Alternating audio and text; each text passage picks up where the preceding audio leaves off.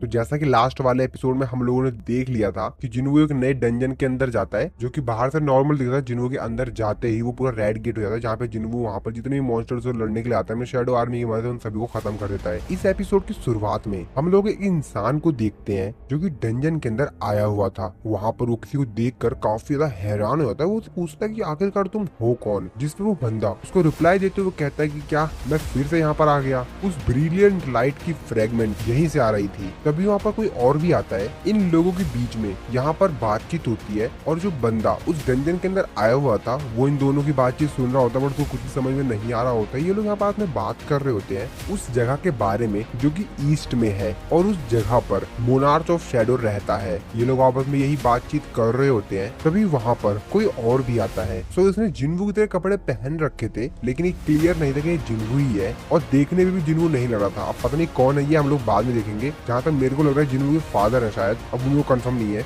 वो बंदा इन दोनों से कहता है कि क्या तुम ईस्ट में उसी जगह की बात कर रहे हो, क्या तुम साउथ कोरिया की बात कर रहे हो। जिस पर वो कहता है तुम कौन हो, अगर तुम हमको पकड़ सकते हो तो कोशिश कर लो। और फिर जो व्हाइट आदमी होता है वो वहाँ से जाने लगता है अपने टेलीपोर्टेशन मैजिक का इस्तेमाल करके। तभी वो बंदा जो कि जिन्वू की तरह लग रहा होता है वो उनसे कहता है कि तुम उतने तेज नहीं हो और उनके ऊपर अटैक कर देता है काफी ज्यादा तेजी से। और फिर इन दोनों के बीच में यहाँ पर एक फाइट होती है और एक बहुत बड़ा धमाका होता है। इसी सीन के साथ ये सीन कट होता है। इसके बाद हम लोग उसी जगह को देखते हैं जहाँ पर हाईवे के बीच में गेट अपीयर हुआ था। वो गेट अभी भी रेड था और सभी लोग वहाँ पर सुरक्षा कर रहे थे। हम लोग गेट के अंदर देखते हैं तो वहाँ का जो बॉस मॉन्स्टर होता है वो जिन्वू से कहता है कि आखिरकार किस बास्टर्ड ने सब कुछ किया है, मैं उन सभी को मार दूंगा। तभी वो जिन्वू को देखता है। वो कहता है वो जिन्वू से कहता है कि मेरे जो लोग हैं वो इस एरिया में छुपे हुए हैं, तो सभी लोग बाहर आ जाओ, जल्दी करो। और ऐसा बोलता है लेकिन कोई भी बाहर नहीं आता है। अब वो भी काफी ज्यादा हैरान होता है कि मेरे बोलने पे मेरे लोग बाहर क्यों नहीं आए। जिन्वू से कहता है कि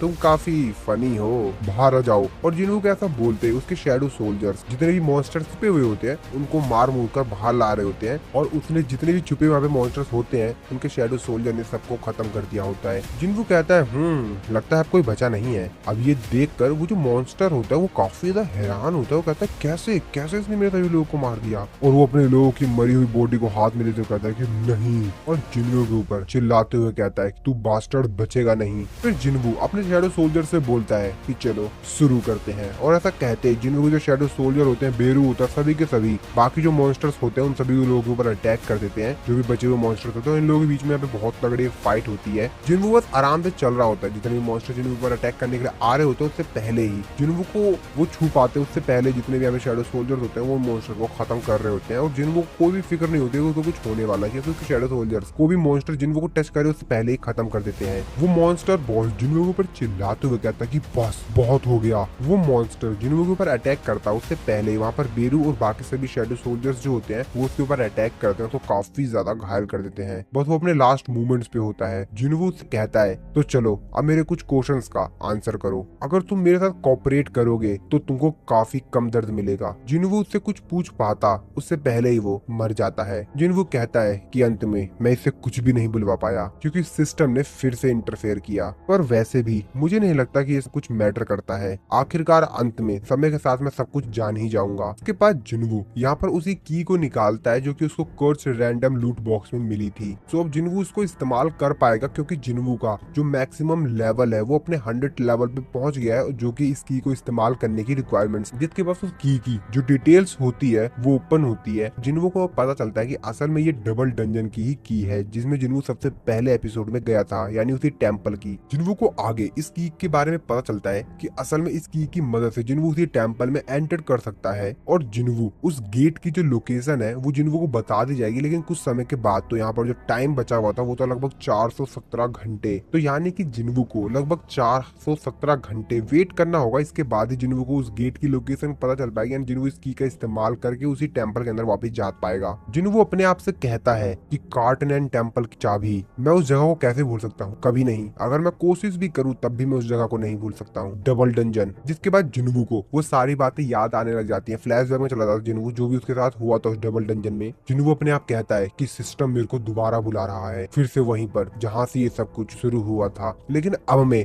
और तब में बहुत कुछ बदल चुका है। लगता है ये सब कुछ शुरुआत से ही प्लानिंग की गई थी, जब से मेरे को ये सिस्टम मिला था तब से ही। और अगर वहां पर मेरा कोई इंतजार कर रहा है मेरे वापिस आने का, तो तुमको सिर्फ अभी इंतजार करना होगा, मैं आऊंगा, मैं तुम्हारे लिए जल्द आऊंगा। दूसरी तरफ हम लोग यूजिन को देखते हैं जो कि खूब मेहनत कर रहा होता है। तो एक्चुअल में जिन्वू को जो लोग भी हेट कर रहे होते हैं, यूजिन उन सभी लोगों के खिलाफ कंप्लेन रेज कर रहा होता है और कहता है कि मैं किसी को भी माफ नहीं करूंगा जो लोग भी जिन्वू के खिलाफ हेट बोल रहे हैं। और वो सभी के खिलाफ यूजिन गुस्से में कहता है अगर वो लोग मेरे सामने आकर रोएंगे, गिड़गिड़ाएंगे, तब भी मैं उन लोगों को छोड़ूंगा नहीं, उनकी हिम्मत कैसे हो गई। और वो ये सब कुछ काफी ज्यादा देर से कर रहा होता है, इसलिए काफी ज्यादा गया होता, कहता है यार आज तो मैं काफी ज्यादा थक गया हूँ। तभी वहां पर जिन्वू आ जाता है अपने शैडो एक्सचेंज स्किल का इस्तेमाल करके। वो यूजिन से कहता है कि शुक्रिया यूजिन, इतना तुम हार्ड वर्क कर रहे हो मेरे लिए। यूजिन कहता है हाँ हाँ सर। यूजिन अपने मन में सोचते हुए कहता है कि ये हमेशा जब मर्जी यहाँ से डिसअपियर हो जाते हैं और जब मर्जी कहीं से भी आ जाते हैं। जिन्वू से पूछता है वैसे सब कुछ ठीक तो है ना। यूजिन कहता है हाँ सर सब कुछ ठीक है, पर आप इतने अजीब से क्यों दिख रहे हैं। जिन्वू उसको बताता है कि मैं डायरेक्टली गेट से आया हूँ और तुमने कहा था कि हमको थोड़े बहुत पैसों की जरूरत है गिल्ड को स्टार्ट करने के लिए, है ना, ये लो। यूजिन देख के काफी ज्यादा हैरान होता है। वो कहता है इतने सारे प्रीमियम इसेंशियल स्टोन, क्या आपने कोई हाई रैंक की गेट क्लियर किया है क्या सर? ये तो हमारे एम्प्लॉय के लिए काफी होगा। जिन्वू कहता है एम्प्लॉय? यूजिन उसे कहता है कि हाँ सर मैंने आपको बताया तो था ना, क्या आपको याद नहीं है, हम लोग को एक और मेंबर की जरूरत है। जिन्वू कहता है अच्छा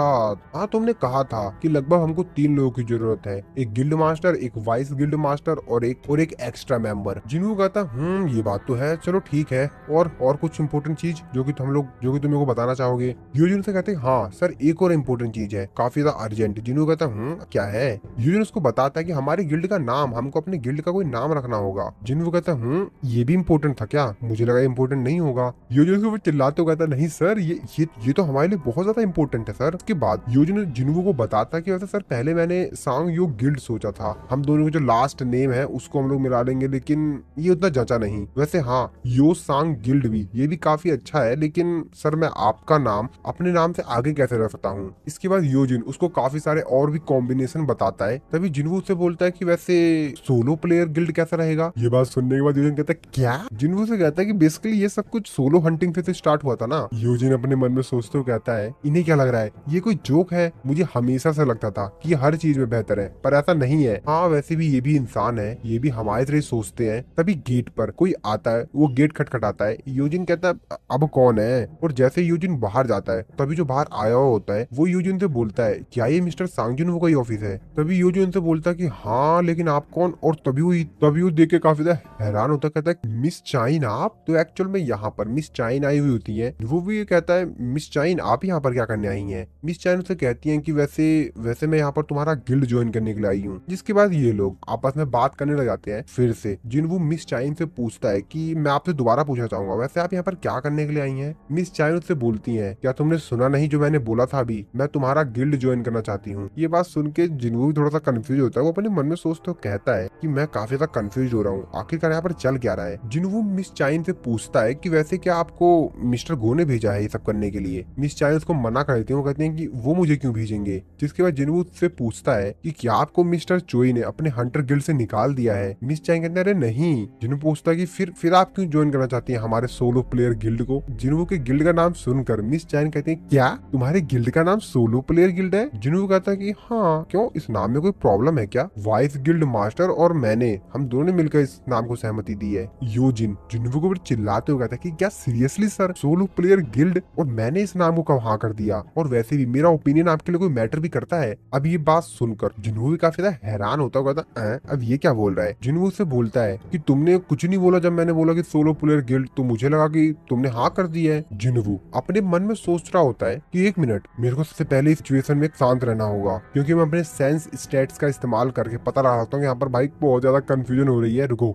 मेरे को यहाँ पर शांत रहना होगा। वो मिस चाइन की तरफ देख रहा होता है। उनकी तरफ देखते हुए जिन्वू अपने मन में सोचते हुए कहता है कि इनकी जो हार्ट बीट है वो भी काफी ज्यादा तेजी से धड़क रही है और ये काफी गहरी सांस ले रही हैं और ये पूरी कोशिश कर रही हैं कि ये शांत रहें, लेकिन मैं बेवकूफ नहीं हूँ, मैं अपने सेंस स्टेट्स का इस्तेमाल कर सकता हूँ और आखिरकार क्यों ये मेरे गिल्ड को ज्वाइन करना चाहती हैं। जिसके बाद जिन्वू मिस चाइन से कहता है कि मिस चाइन, जहाँ तक मैं जानता हूँ आपको एक हंटर के तौर पर अवेक्ड हुए 2 साल भी नहीं हुए हैं और मैं इतना तो कंफर्म हूँ कि आपने हंटर गिल्ड के साथ कोई कॉन्ट्रैक्ट साइन जरूर किया होगा और वो कॉन्ट्रैक्ट अभी तक खत्म भी नहीं हुआ होगा। जिसपे मिस चाइन जिन्वू को बताती हैं कि मेरे पास कॉन्ट्रैक्ट को ब्रेक करने पे जो भी पेनल्टी लगती है, मेरे पास इतने पैसे हैं कि मैं उनकी पेनल्टी को पे कर सकूं। वो अपने मन में सोचते सोचते हो कहता है कि ये पेनल्टी भी पे करना चाहती हैं। आखिरकार मेरे गिल्ड में ऐसी क्या बात है? जिसके बाद जिनवू मिस चाइन से बोलता है कि वैसे मैं आपको एक चीज बता दूं कि हमारे गिल्ड के पास एडवांस पे करने के लिए पैसे नहीं है अभी। मिस चाइन कहते हैं कि कोई फर्क नहीं पड़ता है, मेरे को एडवांस चाहिए भी नहीं। जिसपे जिनवू मिस चाइन से पूछता है कि आखिरकार आप हमारे गिल्ड को ज्वाइन ही क्यों करना चाहती हैं? आपको हमारा गिल्ड ज्वाइन करके कुछ भी नहीं मिलेगा। मिस चाइन अपने मन में सोचते हुए कहते हैं कि आखिरकार मैं इसको किस तरीके से एक्सप्लेन करूं जिस इनको लगेगा कि मैं क्रेजी हूं। मेरे को इसको सच नहीं बताना चाहिए, क्या मेरे को इसको सच बता देना चाहिए? जिसके बाद मिस चाइन अपने मन में सोच रही होती हैं। तो ये सब कुछ स्टार्ट हुआ था फर्स्ट टाइम जब मिस चाइन और जिनवू आपस में मिले थे पहली बार, जब जिनवू एज अ वर्कर गया था डंजन के अंदर। तब मिस चाइन को जिनवू के अंदर से काफी अलग ही स्मेल आई थी और इस वजह से मिस चाइन ने उसके ऊपर शक भी किया था और उसके बारे में काफी सब कुछ बहुत सारी इंफॉर्मेशन जो भी थी वो सब कुछ निकलवाया था और फिर उनको धीरे धीरे कर जिनवू के ऊपर शक भी होने लग गया था। फिर मिस चाइन ने काफी रिसर्च किया था जिनवू के बारे में और फिर उनको ये भी न्यूज मिल गई थी कि वो एस रैंक का हंटर वगैरह बन गया है और भी इसी तरीके से पूरी स्टोरी चलती है। और फिर उसके बाद जेजू आइलैंड की रेड पर जब ये सभी लोग घायल हो गए तो वहां पर जिनवू उनको बचाने के लिए आया था और मिस चाइन भी लगभग मरते मरते ही बची थी। वो पूरी तरीके से मरी गई थी एक तरह से, लेकिन फिर भी वो फाइनली बच गई थी जिनवू की वजह से ही। और जब मिस चाइन को होश आता है तो मिस्टर गो से पूछती है कि मेरे को किसने बचाया, क्या वहां पर जिनवू आया था? मिस्टर गो कहते हैं कि हाँ। और यही सब इंसिडेंट होने के बाद मिस चाइन जिनवू के काफी ज्यादा करीब काम करना चाहते हैं ताकि वो जिनवू के बारे में और भी बहुत कुछ जान सके। मिस चाइन अपने मन में सोच रही होती हैं कि मैं चाहती हूँ तुम मेरे साथ रहो मेरे आखिरी सांस तक। अरे नहीं, ये मैं क्या सोच रही हूँ। और मिस चाइन काफी ज्यादा शर्माने लगती हैं। अब मुझे नहीं पता भाई यहाँ पर क्या सिचुएशन है, बट बहुत ज्यादा वो शर्माने लगती हैं। अब जिनवू भी उनकी तरफ देख रहा होता है, कहता है यार ये क्या चल रहा है, ये इतनी ज्यादा क्यों शर्मा रही है?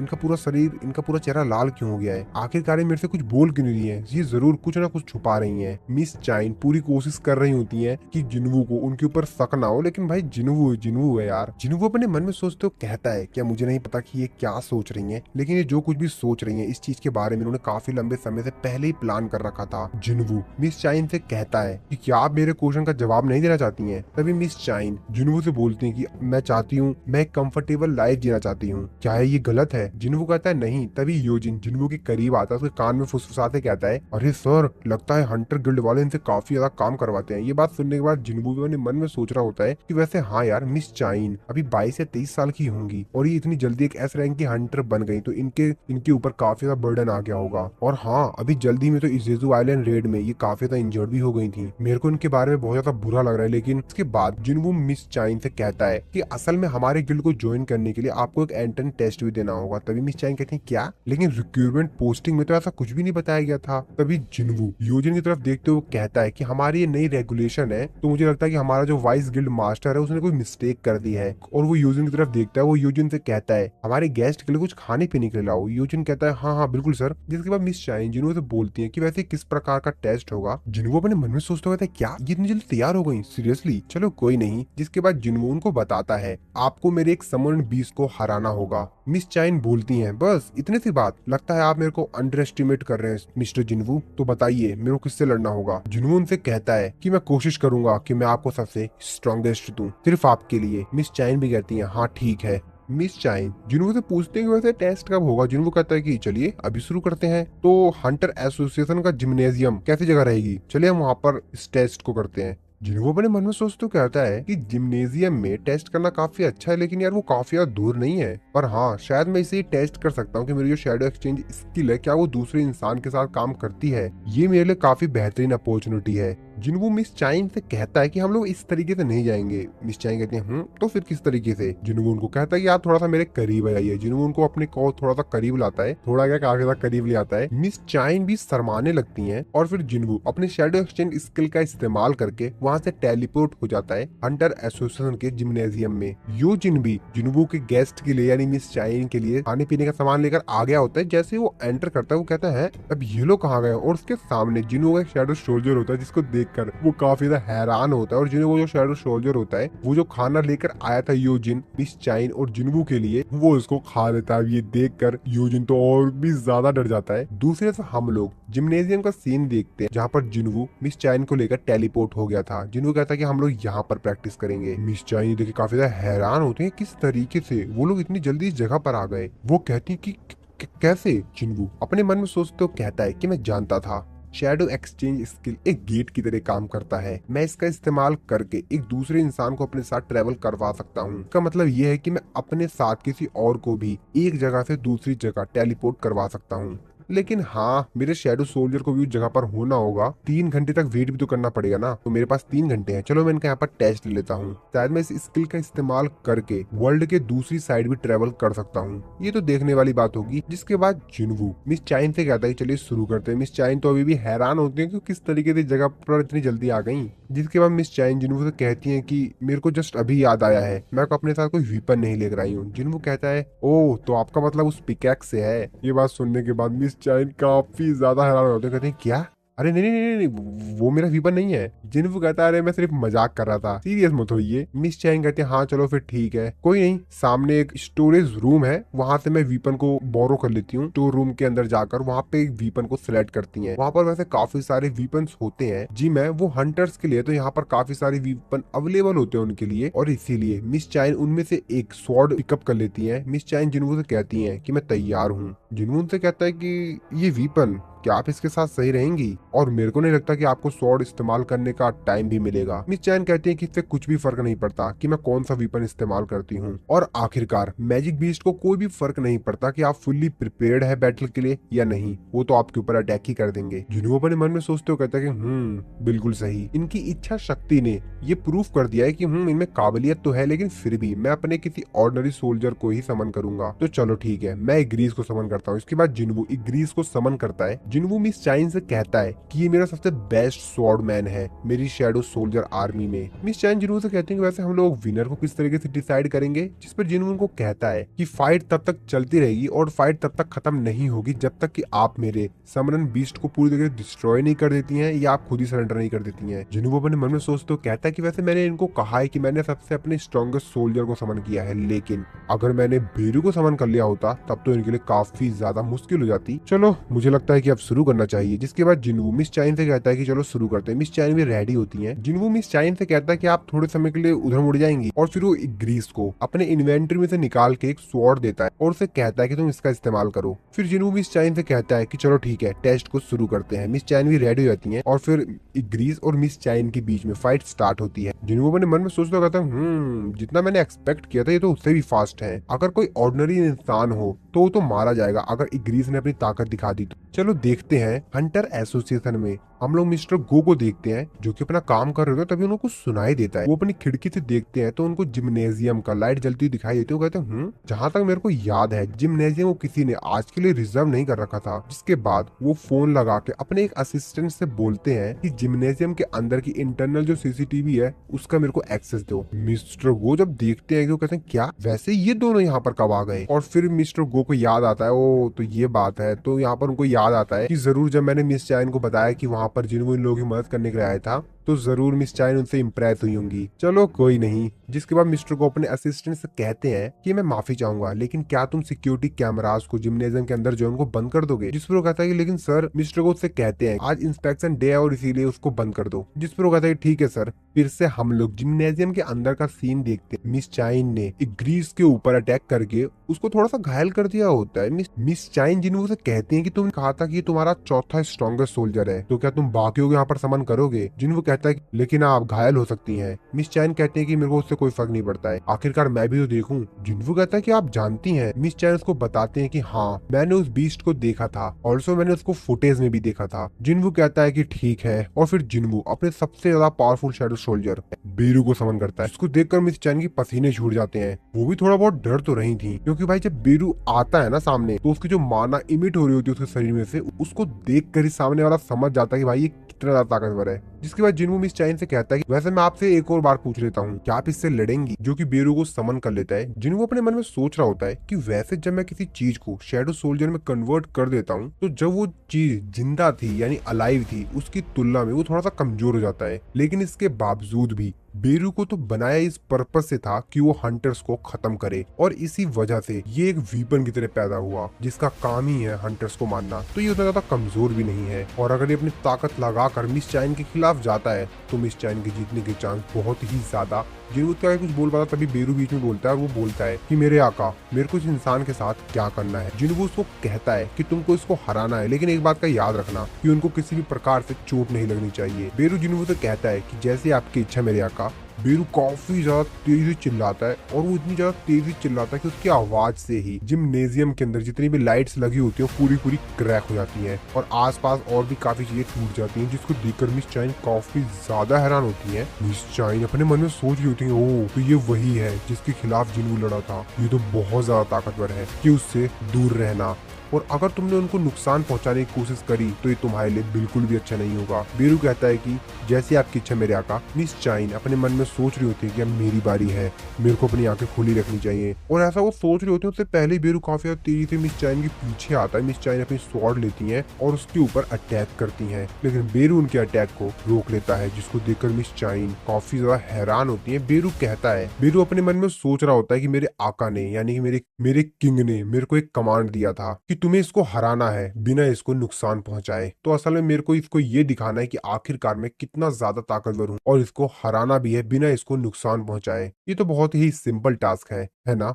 मिस चाइन उससे तलवार छुड़ाते हैं और फिर से उसके ऊपर काफी तेजी से अटैक करती हैं, लेकिन फिर से वो डॉज कर लेता है। मिस चाइन अपने मन में सोच रही होती है कि अभी तक मैंने हार नहीं माना है, और वो काफी तेजी से बेरू के ऊपर अटैक करती हैं, वो हर तरफ से उसके ऊपर अटैक करती हैं, लेकिन बेरू उनके सारे अटैक से बच रहा होता है। मिस चाइन अपने मन में सोचते हुए कहती हैं कि कैसे, ऐसा तो हो ही नहीं सकता, ये मेरे सारे अटैक्स को डॉज किस प्रकार से कर ले रहा है, ये मेरे से काफी ज्यादा दूर है और ये अपने पैरों को हिला तक नहीं रहा है, और इसके बावजूद भी मेरे सारे अटैक्स को डॉज कर ले रहा है। तभी बेरू मिस चाइन के पास आता है और बहुत तेजी चिल्लाता है, और मिस चाइन उसकी आवाज से ही पीछे हो जाती हैं। जिन्हू जो कि दूर खड़ा होकर ये सब कुछ देख रहा होता है, वो अपने मन में सोचते हुए कहता है कि ऐसा लगता है कि सब कुछ डिसाइड हो चुका है। जिसके बाद वो मिस चाइन से कहता है कि आप सेटिस्फाई तो है ना, या आपको अभी और भी लड़ना है। लेकिन मिस चाइन कहती है कि नहीं, अभी मेरे को और लड़ना है, मेरे अंदर अभी भी ताकत है कि मैं इससे लड़ सकूं।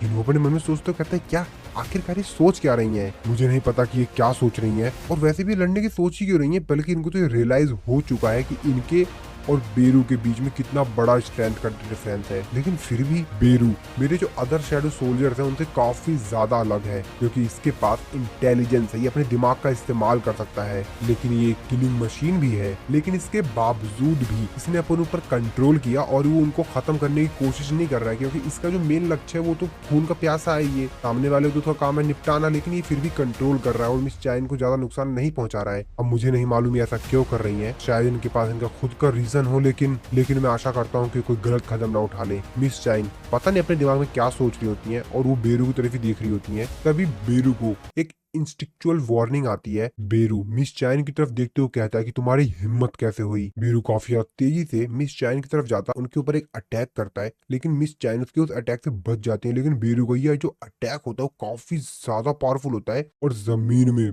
पूरी जमीन ही फट जाती है एक्चुअल में, और पूरी चारों तरफ वाइट तहस नहस हो जाती है पूरी जमीन जहां पर बेरू का हाथ पड़ता है। अभी देखकर मिस चाइन थोड़ा सा घबराती हैं, और बेरू फिर से गुस्से में मिस चाइन की तरफ देखती हैं। जिसके बाद मिस चाइन सोच रही होती है कि मैं अपने स्वॉर्ड डांस स्किल का इस्तेमाल करूंगी। मिस चाइन अपने दिमाग में सोच रही होती हैं कि मेरे पास सिर्फ एक ही चांस है, मेरे को एक ही चांस में इसके ऊपर अटैक करना होगा, क्योंकि मेरे पास इतनी माना नहीं है, और इसी वजह से मैं इस स्किल का सिर्फ एक ही बार इस्तेमाल कर सकती हूँ। हाँ, मुझे इस स्किल का इस्तेमाल करना पड़ेगा। और वो बेरू के ऊपर काफी तेजी से अपनी स्वॉर्ड चलाती हैं, और वो यहाँ पर स्वॉर्ड ऑफ स्लाइड का इस्तेमाल करती हैं और बेरू के ऊपर अटैक कर देती हैं। जिन्हों दूर खड़े सब कुछ देखकर काफी ज्यादा हैरान होता है, कहता नहीं। लेकिन तभी मिस चाइन जैसे ही बेरू के शरीर में उनकी स्वॉर्ड टच होती है, बेरू के माइंड में कुछ चीज एक्टिवेट हो जाती है, और जिन्हों ने जो उसको कमांड दिया था वो उसको ना मानते हुए अपनी जो क्वीन थी जिसने उसको जन्म दिया था उसका कमांड मानने लग जाता है। तो एक्चुअल में उसका जो कमांड था वो ये था कि एक बात तुम याद रखना, और ये कमांड कभी मत भूलना, तुम्हें कोई नहीं रोक सकता, तुम ही सबसे ज्यादा पावरफुल हो, अपने एनिमी को खत्म कर दो। और ये जो गर्ल है ये तुम्हारी एनिमी है। और इसीलिए बेरू मिस चाइन के ऊपर काफी ज्यादा तेजी से अटैक करता है, लेकिन जिनवू बेरू के ऊपर चिल्लाता है कि रुको, और काफी ज्यादा तेजी से जाता है और बेरू के उस अटैक को रोक लेता है अपने हाथों से और उसको पीछे हटने के लिए कहता है। जिनवू उससे कहता है कि मैं तुमसे कहा था ना कि रुको। जिनवू बेरू के ऊपर गुस्सा होता है, जिसके बाद वो यहाँ पर मिस चाइन से पूछता है कि आप ठीक तो है। मिस चाइन कहती है हाँ मैं ठीक हूँ। बेरू जो कि थोड़ा सा दूर चला गया था, तो यहाँ पर जिनवू ने जब उसको पकड़ा था, उसके अटैक को डॉज किया था, तो उसको थोड़ा सा दूर कर दिया था उसको मिस चाइन से, जो कि जिनवू से माफी मांगता है। उससे कहता है कि मेरे किंग मेरे को माफ कर दीजिए। जिनवू कहता है क्या है ये। जिनवू मिस चाइन से कहता है कि आखिरकार आप अपने आप को इतना ज्यादा पुश क्यों कर रही थी, आपको इतना सब कुछ करने की जरूरत नहीं थी, आपको हमारे गिल्ड को ज्वाइन करने के लिए इतनी ज्यादा कोशिश करने की जरूरत नहीं थी मिस चाइन। जिनवू कुछ भी रिप्लाई नहीं देती है। जिनवू उनसे आगे कहता है कि सिर्फ एक टेस्ट ही तो था ना, एक नेमलेस गिल्ड का एक एंट्रेंस टेस्ट, आपको इतना ज्यादा कुछ करने की जरूरत नहीं थी, और आपके जैसे हंटर को अपनी लाइफ को इस चीज के लिए रिस्क में नहीं डालना चाहिए, और ये उतना ज्यादा कीमती भी नहीं था, तो आखिरकार आपने अपने आप को इतना ज्यादा रिस्क में क्यों डाला। मिस चाइन उसके कुछ भी रिप्लाई नहीं दे रही होती है। जिनवू से कहता है कि अरे आप कुछ बोलेंगी, कुछ बताएंगी। जिनवू अपने मन में सोच रहा था कि भाई क्या सोच रही है आखिरकार, और जिनवू बेचारा खुद ही बोल देता है कि क्या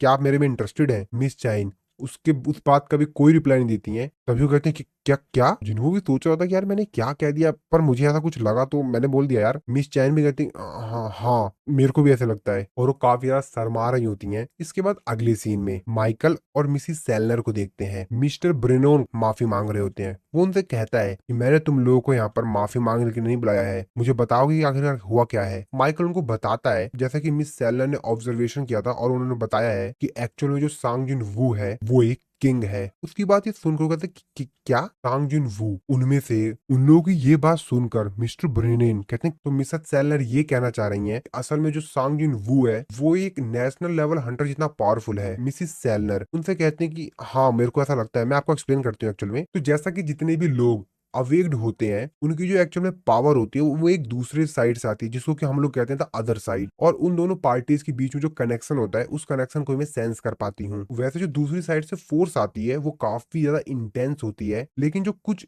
अवेक्ड लोग होते हैं उनमें से ब्लाइंडिंग लाइट आती है, और यूजुअली मैं उन टाइप्स के लोगों को किंग कहती हूँ। लेकिन इस केस में यानी जिन्हू के केस में मेरे को ऐसा कोई कनेक्शन दिखाई नहीं दिया। और दूसरी बात, जब मैंने उसकी आंखों में देखा तो उसकी जो अंदर डार्कनेस थी वो मुझे उल्टा ही देखने लग गई, और वो ऐसा बताते हुए काफी ज्यादा डर रही होती हैं। वो आगे बताती हैं कि वो अपने आप में ही डार्कनेस है। वो कहते हैं कि क्या डार्कनेस, तो आप ये कहना चाहती हैं कि जिन्वू एक एविल है। वो कहती है अरे नहीं नहीं मैंने ऐसा कुछ कहने की कोशिश नहीं की है, इससे कोई भी फर्क नहीं पड़ता कि वो एक अच्छा इंसान है या बेकार इंसान है। मैं सिर्फ आपको उसकी पावर के बारे में बता रही हूँ, उसकी पावर क्या है उसके बारे में सिर्फ। जिन्वू अपनी ताकत को एक दूसरी जगह से ही लेता है, जैसे बाकी सभी जो लोग होते हैं वो अपनी पावर्स को कहीं और से लेते हैं, उनके बीच में कनेक्शन होता है, लेकिन उसकी स्ट्रेंथ उसकी खुद की ही स्ट्रेंथ है, और उसकी स्ट्रेंथ की कोई भी लिमिटेशन नहीं है, यानी उसके पावर की कोई भी सीमा नहीं है। वो जितना चाहे उतना ज्यादा ताकतवर हो सकता है। जिसके बाद वो वहां से उठ के जाने लगते हैं, और वो कहते हैं कि ठीक है मिसिस सेलनर, आपने हमें अपना समय दिया, आपका थैंक्स, और फिर अब आप जा सकती हैं। माइकल मिस्टर ब्रेनोन से पूछता है कि वैसे आप कहाँ जा रहे हैं। वो उनसे कहता है कि मैं यहाँ पर बेसमेंट लेवल 24 में जा रहा हूँ, मेरे साथ आओ। और फिर ये दोनों मिलकर बेसमेंट लेवल 24 में जाने लगते हैं। ये लोग जब लिफ्ट में होते हैं तो आपस में बात कर रहे होते हैं। मिस्टर ब्रेनोन माइकल से कहते हैं अगर हम मिसिस सेलनर के एबिलिटीज का इस्तेमाल करके उसको रिक्रूट नहीं कर सकते तो हमको कोई दूसरा तरीका ढूंढना पड़ेगा मिस्टर जिन्वू को रिक्रूट करने का। वैसे क्या तुमको याद है कि पहला एस रैंक का जो गेट था वो कब ओपन हुआ था। और माइकल कहता है कि हाँ बिल्कुल, आखिरकार मैं उस चीज को कैसे भूल सकता हूँ, उसने पूरे वेस्ट एरिया को पूरी तरीके से बर्बाद कर दिया था। अमेरिका ने दुनिया के सबसे ज्यादा ताकतवर हंटर्स को रिक्रूट करने के लिए उनको काफी बड़े बड़े रिवॉर्ड्स देने का वादा किया, और साथ ही में और उन लोगों को एक अथॉरिटी भी दी, और वो अथॉरिटी एक नेशन जितनी पावरफुल थी, और उसी से जन्म होता है नेशनल लेवल हंटर के टाइटल का। इसके बाद हम लोगों को बैक स्टोरी बताई जाती है। तो एक्चुअल में जो एक ड्रैगन था जिसका नाम था कैमिश, जो कि बहुत ही ज्यादा ताकतवर था, वो इतना ज्यादा ताकतवर था कि वो अकेला ही टॉप रैंक्स के जो हंटर्स थे, हजारों टॉप रैंक के हंटर्स, उनको संभाल सकता था। फिर से स्टोरी प्रेजेंट में आती है जहां पर माइकल और मिस्टर ब्रेनोन आपस में बात करते हुए उसी जगह पर जा रहे होते हैं, और फिर थोड़ी देर बाद ये लोग उस जगह पर पहुंच जाते हैं। मिस्टर ब्रेनोन वो उसको एक र्यून स्टोन दिखाते हैं जो कि उन लोगों को कैमिश की कॉर्प्स से मिली थी। मिस्टर बनोन कहते हैं कि उस बात को 8 साल बीत गए हैं और अभी भी एक मेज क्लास को नेशनल लेवल हंटर होना बाकी है, और ये र्यून स्टोन अभी भी अपने सही ऑनर का इंतजार कर रहा है इस बेसमेंट के अंदर। कैमिश ने एक बार और इस ब्यूटीफुल कंट्री को वैल्यूएबल गिफ्ट दिया है। इसके बाद हम लोग कैमिश की जो डेथ बॉडी होती है उसको देखते हैं, जो कि बहुत ज्यादा बड़ी होती है। एक्चुअल में ये लोग तो उसकी बॉडी के सामने बहुत छोटी छोटी चीज दिखाई दे रहे होते हैं, वो बॉडी बहुत बड़ी होती है। इसके बाद दूसरी तरफ हम लोग जिन्वो के घर पे जिन्वो को देखते हैं, जो कि वॉशरूम में अपना ही फेस देख रहा होता है शीशे में। वो सोच रहा होता है कि यार जब से मैं रीअवेकिंग हुआ हूँ, मैं ये तो मानूंगा कि मैं थोड़ा सा इंच बढ़ गया हूँ और मेरा जो शेप है शरीर का वो भी बेहतर हुआ है, लेकिन लेकिन क्या मैं सही में इतना सुंदर हूँ? क्योंकि मैं तो एक एवरेज की तरह दिखता हूँ। यार मिस चाइन मुझ जिनको मैं कैसे पसंद आ गया? अब जिनको यहाँ पर ये सोच रहा होता है कि यार मेरी शक्ल तो मेरे को नहीं लगता उतनी अच्छी है, तो मिस चाइन मेरे को पसंद क्यों करती हैं? अब इसे क्या मालूम भाई, कोई और ही बात है। वैसे हाँ, मेरी जो स्किन है फेस की वो काफी ज्यादा क्लियर है। ऐसा शायद इसलिए होगा क्योंकि मेरे पास एक स्किल है जिसकी हेल्प से मेरे शरीर में कहीं भी कोई डिस्ट्रॉय हो जाता है तो मैं उसको तुरंत रिकवर कर सकता हूँ। लेकिन फिर भी यार, जिसके बाद जिन्वू अपनी सिस्टर के पास जाता है, उससे बोलता है कि जिन्हा जिन्हा बोलती है हाँ बोलो। जिन्हू उससे बोलता है कि वैसे तुम मेरे को कितना रेट करना चाहोगी? जिन्हा पूछती है कि किस बेस पर मैं तुमको रेट दूं? जिन्हू बोलता है कि अट्रैक्टिवनेस पर। वो कहते हैं क्या, आखिरकार तुमको ऐसा कॉन्फिडेंस कहाँ से मिल गया? जिन्हू उसके पास आता है, उसको पकड़ के उसकी पिटाई करने लग जाता है। उससे कहता है क्या क्या बात कर रही हो तुम? जिन्हों उसको बोलते हैं कि मेरी आंखों में तो तुम्हारी शक्ल एकदम बकवास है, घटिया है। जिन्हों उसको मार रहा होता है, उसे कहता है कि तुम्हारी इतनी हिम्मत कैसे हो गई ऐसे फालतू बोलने की, और तुम्हारा बेकार का ओपिनियन देने के लिए थैंक्स। जिन्हों वो अपनी सिस्टर से कहता है कि सुन सुन सुन, पीछे पीछे पीछे रख पैर, नहीं तो पैर टूट जाएगा तेरा। और क्या तुम्हें भूल गई हो क्या, मेरी जो बॉडी है वो एक एस रैंक के हंटर की है। और फिर इन दोनों भाई बहनों यहाँ पर थोड़ी बहुत बहस होती है, जिसके बाद जिन्वू उससे बोलता है कि वैसे मैं तुमको कुछ बता दूं, मैं यहाँ पर एक गिल्ड बनाने की सोच रहा हूँ। उसकी सिस्टर कहते हो तो मतलब तुम बड़े बॉस बन गए हो। जिन्वू उससे बोलता है कि अपने जो गिल्ड है उसका नाम रखा है सोलो प्लेयर गिल्ड। उसकी सिस्टर कहते हैं क्या क्या मजाक चल रहा है क्या? ये क्या मजाक है? और आखिरकार तुमको ऐसा ही नाम क्यों सूझा? जिन्वू उससे बोलता है क्यों, कुछ अजीब नाम है क्या? वो उसकी सिस्टर कहती है अरे बहुत ज्यादा अजीब है, और वैसे भी तुम्हारे पास एक एबिलिटीज है जिसकी मदद से तुम उन डार्क सोल्जर्स को समन कर सकते हो, तो टेक्निकली देखा जाए तो तुम एक सोलो प्लेयर तो नहीं हो। जिन्हों कहता अच्छा पॉइंट तो है, तो मेरे को उसका क्या नाम रखना चाहिए बताओ? उसकी सिस्टर थोड़ा सोचती हो, कहती वैसे अर्जुन गिल्ड कैसा नाम रहेगा? वो कहता है अब इसका क्या मतलब है? इसकी सिस्टर उसको बताती है कि चाइनीज में अ मीन्स होता है आई, और जिन का मीन्स होता है टू गो फॉरवर्ड, मुझे आगे जाना है। और वैसे भी ये नाम मैंने इसलिए चुना क्योंकि पहले मेरा नाम यही था। क्यों, तुमको ये नाम अच्छा ही लगा क्या? इसमें कुछ बुरा है क्या? जिन्हों कहता है उतना बेकार भी नहीं है। इसके बाद दूसरी तरफ हम लोग मिस चाइन को देखते हैं, जो कि बेचारी सो ही नहीं पा रही होती है। अब आप लोगों को तो मालूम है भाई क्यों नहीं सो पा रही थी। उनको बार बार जिन्हों को एक ख्याल आ रहा होता है, वो कहती हैं अरे यार मैं बार बार इसके बारे में क्यों सोच रही हूँ, मैं कितना ज्यादा सोच रही हूँ। तो बेसिकली मैंने उससे बोल दिया कि मैं उसे पसंद करती हूँ, और वो बार बार जिन्हों के उसी बात के बारे में सोच रही होती हूँ। कहते नहीं नहीं, शायद मैं क्रेजी हो गई हूँ, लेकिन नहीं, उसने मेरी जान बचाई थी। ऑफ कोर्स मैं उसे पसंद करती हूँ। हाँ ये बात सही है। अरे नहीं यार, क्या मैं मजाक कर रही हूँ? सब कुछ सही नहीं है, कुछ भी सही नहीं है। लेकिन वैसे देखा जाए तो वैसे मेरे को मिन ब्यूंग की हीलिंग एबिलिटीज की वजह से मैं सरवाइव हुई थी, वहां बच पाई थी। तभी उनके दिमाग में उनको एक ख्याल आता है, जहां पर वो मिस्टर ब्यूंग से मिलती हैं। मिस्टर ब्यूंग उससे कह रहे होते हैं कि प्लीज तुम जिन्वू को बता देना कि वो सावधान रहे उन पावर्स से जो उसके अंदर है। तभी मिस चाइन की आंख एकदम से खुलती है। मिस चाइन कहती है कि ये क्या था? मेरे को याद है कि मैंने मिन ब्यूंग को देखा। तो इस एपिसोड की शुरुआत में हम लोग नाइट गिल्ड को देखते हैं। नाइट गिल्ड का जो गिल्ड मास्टर होता है, उसके पास उसका असिस्टेंट आता है। वो उसको बताता है कि बॉस कल एक नया गेट अपीयर्ड हुआ है, और वो हम लोगों के लिए काफी ज्यादा डिफिकल्ट है, और इसी वजह से हमको उस गेट का एंट्री परमिट नहीं मिला। और हंटर एसोसिएशन के अकॉर्डिंग उस गेट की जो रैंक है वो बहुत ही ज्यादा हाई है। गिल्ड मास्टर उससे कहता है कि क्या वो एस रैंक क्या उससे ज्यादा है? वो उसको बताता है कि नहीं, लेकिन उन्होंने बताया था कि वो एक टॉप टायर ए रैंक का गेट है। गिल्ड मास्टर कहता है हमारी गर्दन में कितना ज्यादा दर्द हो रहा है, अगर हम लोग केयरफुल नहीं रहे तो हम सभी यहीं पे मारे जाएंगे। जिसपे उसका असिस्टेंट कहता है कि हम लोगों के पास तो इतनी ज्यादा मैन पावर भी नहीं है कि हम एक स्ट्राइक स्क्वाड बना पाए एक ए रैंक के गेट के लिए भी, लेकिन हम लोग इस कंट्री की जो 5 मेजर गिल्ड्स हैं उनमें से एक गिल्ड है। तो अगर हम लोग इस चीज को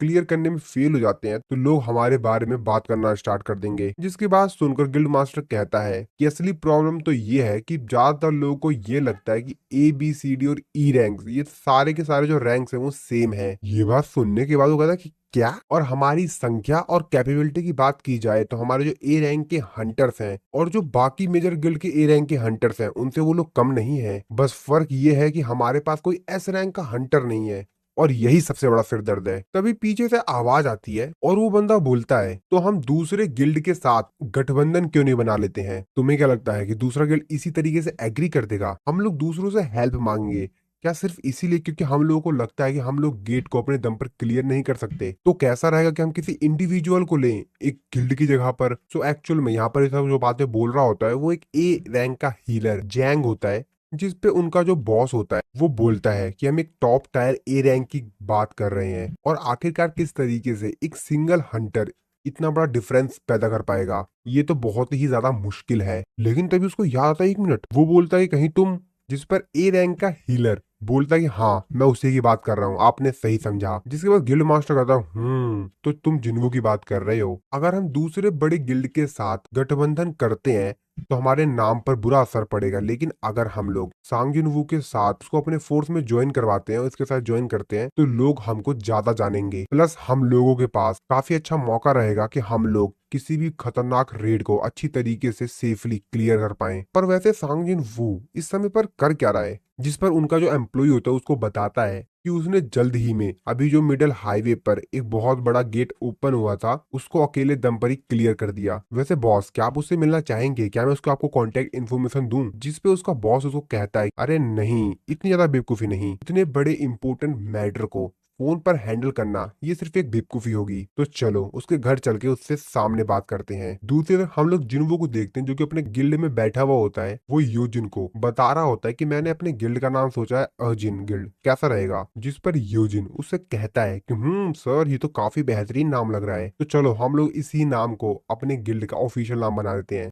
पर योजिन तो अपने मन में कुछ और ही सोच रहा होता है। वो कहता है कि यार इसका कुछ भी नाम रख भाई, कुछ भी नाम रख दो, लेकिन सोलो प्लेयर गिल्ड इसके अलावा कुछ भी नाम चलेगा। जिन वो कहता है कि ठीक है, तो हम लोग इसी नाम को कंफर्म करते हैं और अब हमको एक लास्ट फाउंडिंग मेंबर को रिक्रूट करना होगा, है ना? इस पे यूजिन कहता है वैसे आपका कल मिस चाइन के साथ क्या हुआ?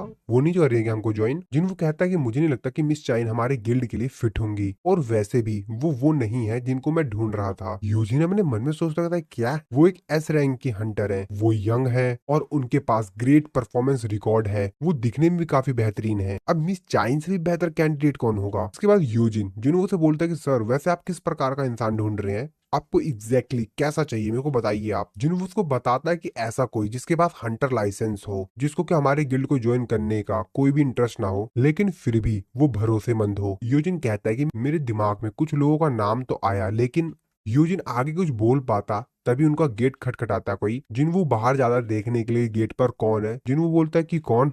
जिन्हों अपने मन में सोचा था कहीं क्या फिर से मिस चाइन तो नहीं आ गई, लेकिन तभी वो बाहर देखता है तो असल में यहाँ पर जो नाइट गिल्ड का गिल्ड मास्टर था वो अपने दोनों साथियों के साथ यहाँ पर आ गया था। वो तीनों के तीनों कुछ इस तरीके से दांत फाड़ते हुए एक काफी खतरनाक स्माइल देते हुए जिन्हों से बोलता है, उसका जो गिल्ड मास्टर होता है, कि हेलो मैं पार्क नाइट गिल्ड का गिल्ड मास्टर। पीछे खड़ा योजिन जिन्वू, ये दोनों के दोनों काफी ज्यादा हैरानी से देख रहे होते हैं कि ये क्या करने के लिए आ गए यहाँ पर। जिसके बाद ये लोग अंदर आते हैं। वो लोग जिन्वू को एक वीडियो क्लिप दिखाते हैं और उसको बताते हैं कि ये देखिए जहाँ पर एक बहुत ही बड़ा गेट ओपन हुआ था और सभी लोग उस गेट को देख के काफी ज्यादा हैरान थे। वो कहते हैं कि ये देखो ये कितना बड़ा है, आखिरकार ये पॉसिबल ही कैसे, आखिरकार ये किस तरीके से पॉसिबल हो सकता है? ये गेट तो काफी ज्यादा बड़ा है। गिल्ड मास्टर पार्क जिन्हों से कहता है कि वैसे वैसे गेट का जो रैंक होता है वो उसके साइज पर हमेशा डिपेंड नहीं होता है। ऐसा नहीं है कि जितना बड़ा गेट है उतना बड़ा ही उसका रैंक होगा। तो कोई भी जो गेट होता है उसमें से कितनी ज्यादा माना निकल रही है उसको डिटेक्ट करके ही पता लगाया जाता है कि आखिरकार उस गेट का रैंक क्या है। जिन्हों से कहता है तो क्या हंटर एसोसिएशन ने इसको एक एस रैंक का गेट का है? जिसमें वो कहता है कि नहीं, लेकिन ये इमिजरेबल है और ये बुसान सिटी का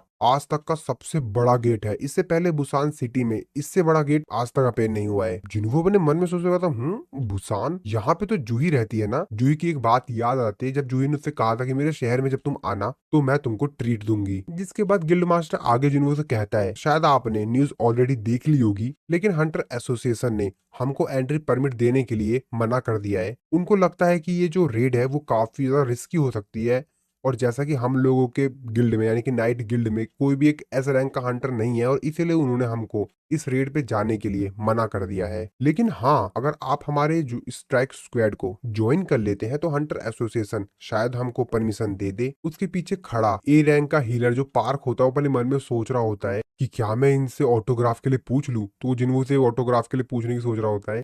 भाई होगा जिन्हों का फैन, लेना चाहता हुआ ऑटोग्राफ, लेकिन वो बस सिर्फ ये मन में सोच रहा होता है, कुछ भूल नहीं रहा होता है। गिल्ड मास्टर आगे बोलता है, वैसे मैं तुमको काफी बेहतरीन डील दूंगा। वैसे जब बड़ा जो गिल्ड होता है वो किसी डंजन को लेता है और उस पे रेड करके उसको क्लियर करता है तो एस रैंक के जो हंटर होते हैं उनको वैसे 10% मिलते हैं जो भी प्रॉफिट होता है, लेकिन हम तुमको 20% देंगे। जिसपे जिन्वू कहता है कि चलो ठीक है, इसको 50-50 करते हैं। ये बात सुनने के बाद वो लोग सभी हैरान होते हैं, कहते हैं क्या? जिसपे जिन्वू उनसे कहता है, मैं तुम्हारे साथ टीम अप करूंगा अगर तुम मेरे को एक इंडिविजुअल हंटर ना मानकर एक गिल्ड की तरह ट्रीट करो तो। यानी कि तुम ऐसा मत समझना कि मैं एक इंडिविजुअल हंटर तुम्हारे साथ टीम अप कर रहा हूँ, तुम ये सोचना कि पूरा एक गिल्ड ही है जो कि तुम्हारे साथ टीम अप कर रहा है। एक्चुअली में मेरा जो गिल्ड है और जिन गिल्ड वो भी प्रोसेसिंग में है। जिसकी बात सुनकर जो गिल्ड मास्टर होता है वो कहता है कि ठीक है, क्यों ना इसको 40-60 कर दिया जाए, ये कैसा रहेगा? जिन वो उससे कहता है, मेरे को तुम्हारे साथ इस वक्त कोई सी भी प्रकार का कोई भी नेगोशिएशन नहीं करना है। जिसकी बात सुनकर जो गिल्ड मास्टर होता है कहता है कि ठीक है, लेकिन रिटर्न में मैं चाहूंगा कि तुम डंजन के जो बॉस हो उसको हराओ। तो क्या तुम हमारे लिए ऐसा करोगे? जिनवू से कहता है हाँ क्यों नहीं। और फिर ये लोग यहाँ से जाने लगते हैं। जाते जाते गिल्ड मास्टर जिनवू से बोलता है, वैसे कल तुम रेड के लिए आ सकते हो तो तुम सुबह सुबह आ जाना। वैसे मैं तुमको अभी बुसान सिटी ले जा सकता हूँ अगर तुम हमारे साथ चलना चाहो तो, लेकिन तुम हमारे साथ आ क्यों नहीं रहे हो? जिनवू से कहता है कि असल में मेरा आज रात का कुछ प्लान है, तो वैसे मैं पक्का कल आ जाऊंगा, तुम उसकी चिंता मत करो और मैं तुमसे ये प्रॉमिस करता हूँ कि मैं लेट नहीं होऊंगा। तभी उनका जो असिस्टेंट होता है वो कहता है कि ये क्या? अभी मैं इतना तो पक्का कह सकता हूँ कि अभी जो उनकी शेडो थी वो यहाँ से थोड़ी सी मूव हुई है। जिन पे उनका बॉस कहता है, क्या तुम पी कर आए हो क्या? तभी जिन्वो के फोन पर किसी का फोन आता है। जिन्वो कहता है कि अब ये किसका नंबर है? जिसके बाद वो उन दोनों से कहता है कि एक्सक्यूज मी, किसी का फोन आ गया है, मैं थोड़ा सा कॉल पे बात करने के लिए जा रहा हूँ। जिस पर वो कहते हैं हाँ हाँ ठीक है आप जा सकते हैं। जिन्वो फोन लेकर बाहर आ जाता है। जिन्वो कहता है कि हाँ कौन बोल रहा है? उधर से आवाज आती है जिन्वो। वो आवाज सुनने के बाद जिन्वो कहता है मॉम, मॉम आपने फोन किया है? जिन्वो की मॉम कहती है मैंने तुमको फोन इसीलिए किया है क्योंकि मेरे को तुम्हारी आवाज सुननी थी। क्या तुम इस समय पे बिजी हो? जिन्वो कहता है नहीं। और फिर ये लोग यहाँ पर आपस में बात करने लग जाते हैं। जिन्वो अपनी मॉम से कहता है कि मॉम आज रात को हम लोग डिनर पे चलेंगे तो कैसा रहेगा? जिन्वो की मॉम कहती है हाँ बिल्कुल ठीक है। इसके बाद अगले दिन का सीन दिखाया जाता है उसी जगह का, बुसान सिटी में, जहां पर जो बड़ा वाला गेट है वो अपीयर्ड हुआ है जो कि बहुत ही ज्यादा बड़ा लग रहा होता है। वहां पे लोग तो भाई बहुत ज्यादा छोटे छोटे से दिख रहे होते हैं और वहां पर काफी सारे हंटर्स आए हुए होते हैं। तो यहाँ पर जो गिल्ड मास्टर था वो भी यहाँ पर आ गया होता है अपने साथियों के साथ। वो अपने मन में कहता है कि मैं उसको थोड़ा सा और फोर्स करता तो वो कल ही हमारे साथ यहाँ पर आ जाता, आशा है कि वो लेट ना हो। तो जिन्वो की बात कर रहा होता है और 11 बज गए होते हैं और 11:05 पे इन लोगों की रेड थी। वो टाइम को देखते हुए कहता है सिर्फ 5 मिनट बचे हुए हैं। दूसरी तरफ हम लोग जिन्वो को देखते हैं। जिन्वो भी वहां पे जाने के लिए रेडी हो गया होता है। जिन्वो आसमान की तरफ देखता है तो जो मौसम होता है उतना क्लियर नहीं होता। जिन्वो आसमान की तरफ देखते हुए कहता है मौसम सही नहीं दिखाई दे रहा है। आई होप जिन्हा अपने साथ अम्ब्रेला ले गई हो, मुझे लगता है कि मेरे को वहां पर चलना चाहिए। और ऐसा कहने के साथ जिन्वो बोलता है शेडो एक्सचेंज। दूसरी तरफ हम लोग जिन्हा को स्कूल का सीन देखते हैं जहाँ पर जो कुछ स्टूडेंट्स होते हैं वो अपने एक टीचर का थोड़ा बहुत काम कर रहे होते हैं। उनमें से एक स्टूडेंट कहता है तो बेसिकली हम लोग एक फ्री लेबर है। दूसरा स्टूडेंट कहता है कि हाँ तुमने सही कहा यार। उनमें से तीसरा कहता है कि आखिरकार टीचर हम लोग को इस तरीके से काम क्यों देते रहते हैं? इसी तरीके से ये लोग आपस में थोड़ी और बातचीत करते हैं और जो भी काम करने के लिए आए हुए होते हैं उस रूम में जाते हैं। जैसे ये लोग उस रूम को देखकर कहते हैं यहाँ पर कितना ज्यादा धूल है यार, इसको आखिरकार लास्ट टाइम कब क्लीन किया गया था? तो वो पूरा रूम काफी ज्यादा गंदा होता है और वहाँ पे काफी सारे सामान पड़े हुए होते हैं। मुझे तो नहीं लगता कि हर सेमेस्टर में इस रूम का इस्तेमाल किया जाता होगा। तभी वो लोग सामने एक गेट को देखते हैं। वो कहते हैं अब ये क्या है? कहते हैं क्या ये कोई गेट है? तभी उनमें से जो एक स्टूडेंट होता है वो उन दोनों को कहता है, अरे यार तुम लोग इतनी चिंता क्यों कर रहे हो, चिल। तो जो हंटर्स होते हैं वही सिर्फ इस गेट के उस पार जा सकते हैं और वैसे भी इस गेट की दूसरी साइड कुछ है ही नहीं यार। और वैसे भी इस गेट को ओपन हुए तो लगभग 1 हफ्ता हो गया। जिसकी बात सुनकर वो लोग कहते हैं क्या? तभी उनमें से जो एक स्टूडेंट होता है वो कहता है कि नहीं यार, पर वैसे भी ये गेट तो हम लोग को अभी मिला है ना, तो इसका मतलब तो ये है वो उसके आगे कुछ बोल ही पाता तभी वो जो गेट होता है वो क्रैक हो जाता है और उसमें से एक मॉन्स्टर का हाथ आता है और जो गेट के नियर में जो एक लड़का खड़ा था वो मॉन्स्टर उसको पूरा पकड़ लेता है। ये देखकर बाकी दो लड़के होते हैं काफी ज्यादा डर जाते हैं और वो लड़का चिल्ला रहा होता है कि मेरे को बचाओ, जल्दी मेरे को बचाओ। लेकिन वो मॉन्स्टर उसको बहुत ही ज्यादा तेजी से अपने हाथ से पूरा पिचका देता है, उसके शरीर से पूरा खून आने लग जाता है। ये देखकर वो दोनों बच्चे काफी ज्यादा डर जाते हैं और वो मॉन्स्टर जिस बच्चे को पकड़ा हुआ होता है उसको पूरा पिचका देता है और खत्म कर देता है। उस मॉन्स्टर के पीछे दो और मॉन्स्टर्स दिखाई देते हैं, बाकी दो बचे हुए बच्चे होते हैं वो मॉन्स्टर उसको भी मार देते हैं। तो यहाँ पर जो तीनों के तीनों स्टूडेंट्स थे वो मॉन्स्टर उन सभी को खत्म कर देते हैं। इसके बाद वो मॉन्स्टर बाहर आता है और उनको यहाँ पर जो इन्होंने उनको भी मारा हुआ था उन बच्चों को खून सूंघता है तो काफी ज्यादा अच्छा लगता है और वो काफी ज्यादा एक्साइटेड हो जाता है। और ये जो मॉन्स्टर्स है ये पिछले जो मॉन्स्टर्स थे उनसे काफी ज्यादा खतरनाक है, क्योंकि ये जो मॉन्स्टर है इनकी जो इंसेक्ट्स है वो काफी ज्यादा पावरफुल है और ये लोग अपने मिशन को ज्यादा प्रायोरिटी देते हैं। तो इन लोगों ने पूरे हफ्ते भर अपने आप को डार्कनेस के अंदर छुपा के रखा और अपने शिकार को ढूंढने से पहले ही इनकी जो सिक्स्थ सेंस थी वो एक्टिवेट हो गई थी। इसके बाद वो मॉन्स्टर बोलता है कि ये जो पूरी जगह है यहाँ पर काफी सारे शिकार है। तो एक्चुअली यहाँ पे जो स्टूडेंट्स होते हैं और बाकी लोग जो स्कूल के अंदर होते हैं उनकी बात कर रहा होता है कि यहाँ पर काफी सारे शिकार है चारों तरफ, हमसे ऊपर एक लेवल है और उससे भी ऊपर एक लेवल है। तो एक्चुअली में जैसे कि ये मॉन्स्टर्स हैं तो ये स्कूल के जिस फ्लोर पे है उससे ऊपर भी एक फ्लोर है और उससे ऊपर भी एक फ्लोर है, तो उसी को ये लोग लेवल अप कह रहे हैं। जिसके बाद वो मॉन्स्टर बोलता है कि ये जो जगह है बहुत ही ज्यादा कॉम्प्लेक्स है जैसे कि कैसल होता है। जिसके बाद वो मॉन्स्टर जो उसके पीछे दूसरा मॉन्स्टर होता है उससे बोलता है कि पहले हंटिंग मैं स्टार्ट करूंगा, तुम जाओ और बाकी लोगों को ले आओ। और उस रूम का शीशा तोड़कर बाहर आता है और कहता है कि असली हंट तो अभी स्टार्ट होगा, पहले मैं इस कैसल के सभी इंसानों को खत्म तो कर दूं और अपनी पोजीशन को सिक्योर कर लूं। तो सबसे पहले मैं इस एरिया को क्लियर करता हूं। उसके सामने काफी सारे स्टूडेंट्स होते हैं जिनको कि इस चीज के बारे में तो कुछ मालूम ही नहीं होता है, वो लोग तो अपना एंजॉय कर रहे होते हैं। लेकिन तभी वो मॉन्स्टर इन लोगों की तरफ आता है और ये लोग उसको देख लेते हैं, जिसको देखकर ये लोग भी काफी ज्यादा हैरान होते हैं। और तभी वो जो मॉन्स्टर होता है वहां पर जो एक स्टूडेंट का ग्रुप होता है उसके ऊपर अटैक कर देता है। दूसरी तरफ हम लोग उसी गेट को देखते हैं जहां पर जिन्वू को जाना था, जो कि बहुत बड़ा गेट ओपन हुआ था। तो जिन्वू भी उस जगह पर पहुंच जाता है। उसको देखने के बाद जिन्वू कहता है रियल लाइफ से तो यार ये वाला गेट बहुत ज्यादा बड़ा है। वो यहाँ पर चारों तरफ अपने नजरें घुमाता है तो सामने वो देखता हुआ कहता तो ये हॉलिंग टीम है और दूसरी तरफ है माइनिंग टीम और बाकी इधर है काफी सारे हंटर्स स्ट्राइक स्क्वाड। तो यहाँ पर टोटल 13 ए रैंक के और बी रैंक के हंटर्स हैं। अच्छा, तो इन लोगों के पास वैसे काफी सारे ए रैंक के हंटर्स हैं। एक ऐसा गिल्ड जिसके पास सबसे ज्यादा ए रैंक के हंटर्स हैं। जिन्हों ये सब कुछ सोच ही रहा होता है तभी पीछे से जिन्हों एक आवाज आती है। जिन्हों पीछे देखता है तभी उनमें से जो एक हंटर होता है वो जिन्वू की तरफ देखते हुए कहता है मिस्टर जिन्वू आप काफी ज्यादा अमेजिंग है। जीजू आइलैंड के दौरान आपने कितनी अच्छी तरीके से फाइट की। सभी हंटर्स भी जिन्वू को वहां पर देखकर काफी ज्यादा हैरान होते हैं और काफी ज्यादा खुश होते हैं। वो लोग पूछ रहे होते हैं कि आखिरकार आपने उन डार्क सोल्जर्स को किस तरीके से समन किया। नहीं नहीं नहीं नहीं, वेट वेट वेट वेट, क्या हमको उनको समन बीस्ट कहना सही रहेगा? तो क्या आज आप हमको लीड कर रहे हैं? तभी वहां पर एक और हंटर आती है और वो उन लोगों से बोलती है अरे रुको रुको रुको, क्या कर रहे हो तुम लोग? मिस्टर जिन्वू को इस तरीके से परेशान मत करो। जिसके बाद वो जिन्वू को अपना इंट्रोडक्शन देती है और वो बताती है अपना नाम वगैरह और उसको ये भी बताती है कि वो नाइट गिल्ड का जो इलाइट स्ट्राइक स्क्वाड है उसकी मेन हीलर है। और वो जिन्वू से कहती है कि जैसा कि आप लीडर हैं और मैं मेन हीलर हूँ तो क्यों ना हम दोनों ही अकेले चलते हैं और सभी को खत्म करते हैं। तो क्या आप भी ऐसे सोचते हैं? जिन्हों कहता है क्या। जिसके बाद जिन्हों नाइट गिल्ड का जो मास्टर होता है उससे बोलता है कि तुमने क्या अभी तक इसको बताया नहीं है? जिसपे वो बोलता है अरे नहीं कोई नहीं, मैं अभी इन सभी लोगों को बता देता हूँ। जिसके बाद वो इन लोगों के पास आता है, इन लोगों को बोलता है कि मेरा नाम पार्क जॉनसू है और आज की जो रेड है मैं लीड करूंगा। जिसको सुनकर बाकी सब जो हंटर होते हैं क्या सर आप फिर से मतलब मिस्टर जिन्वू नहीं करेंगे? अरे यार सच में सीरियसली? जिसके बाद उन लोगों को बताता है कि नहीं नहीं मिस्टर जिन्वू भी हम लोगों के साथ चलेंगे लेकिन वो बैक लाइन के इंचार्ज हैं, वो हमको सेफ्टी प्रोवाइड करेंगे। अगर कोई दिक्कत होती है तो वो हमको वहां पर सेफली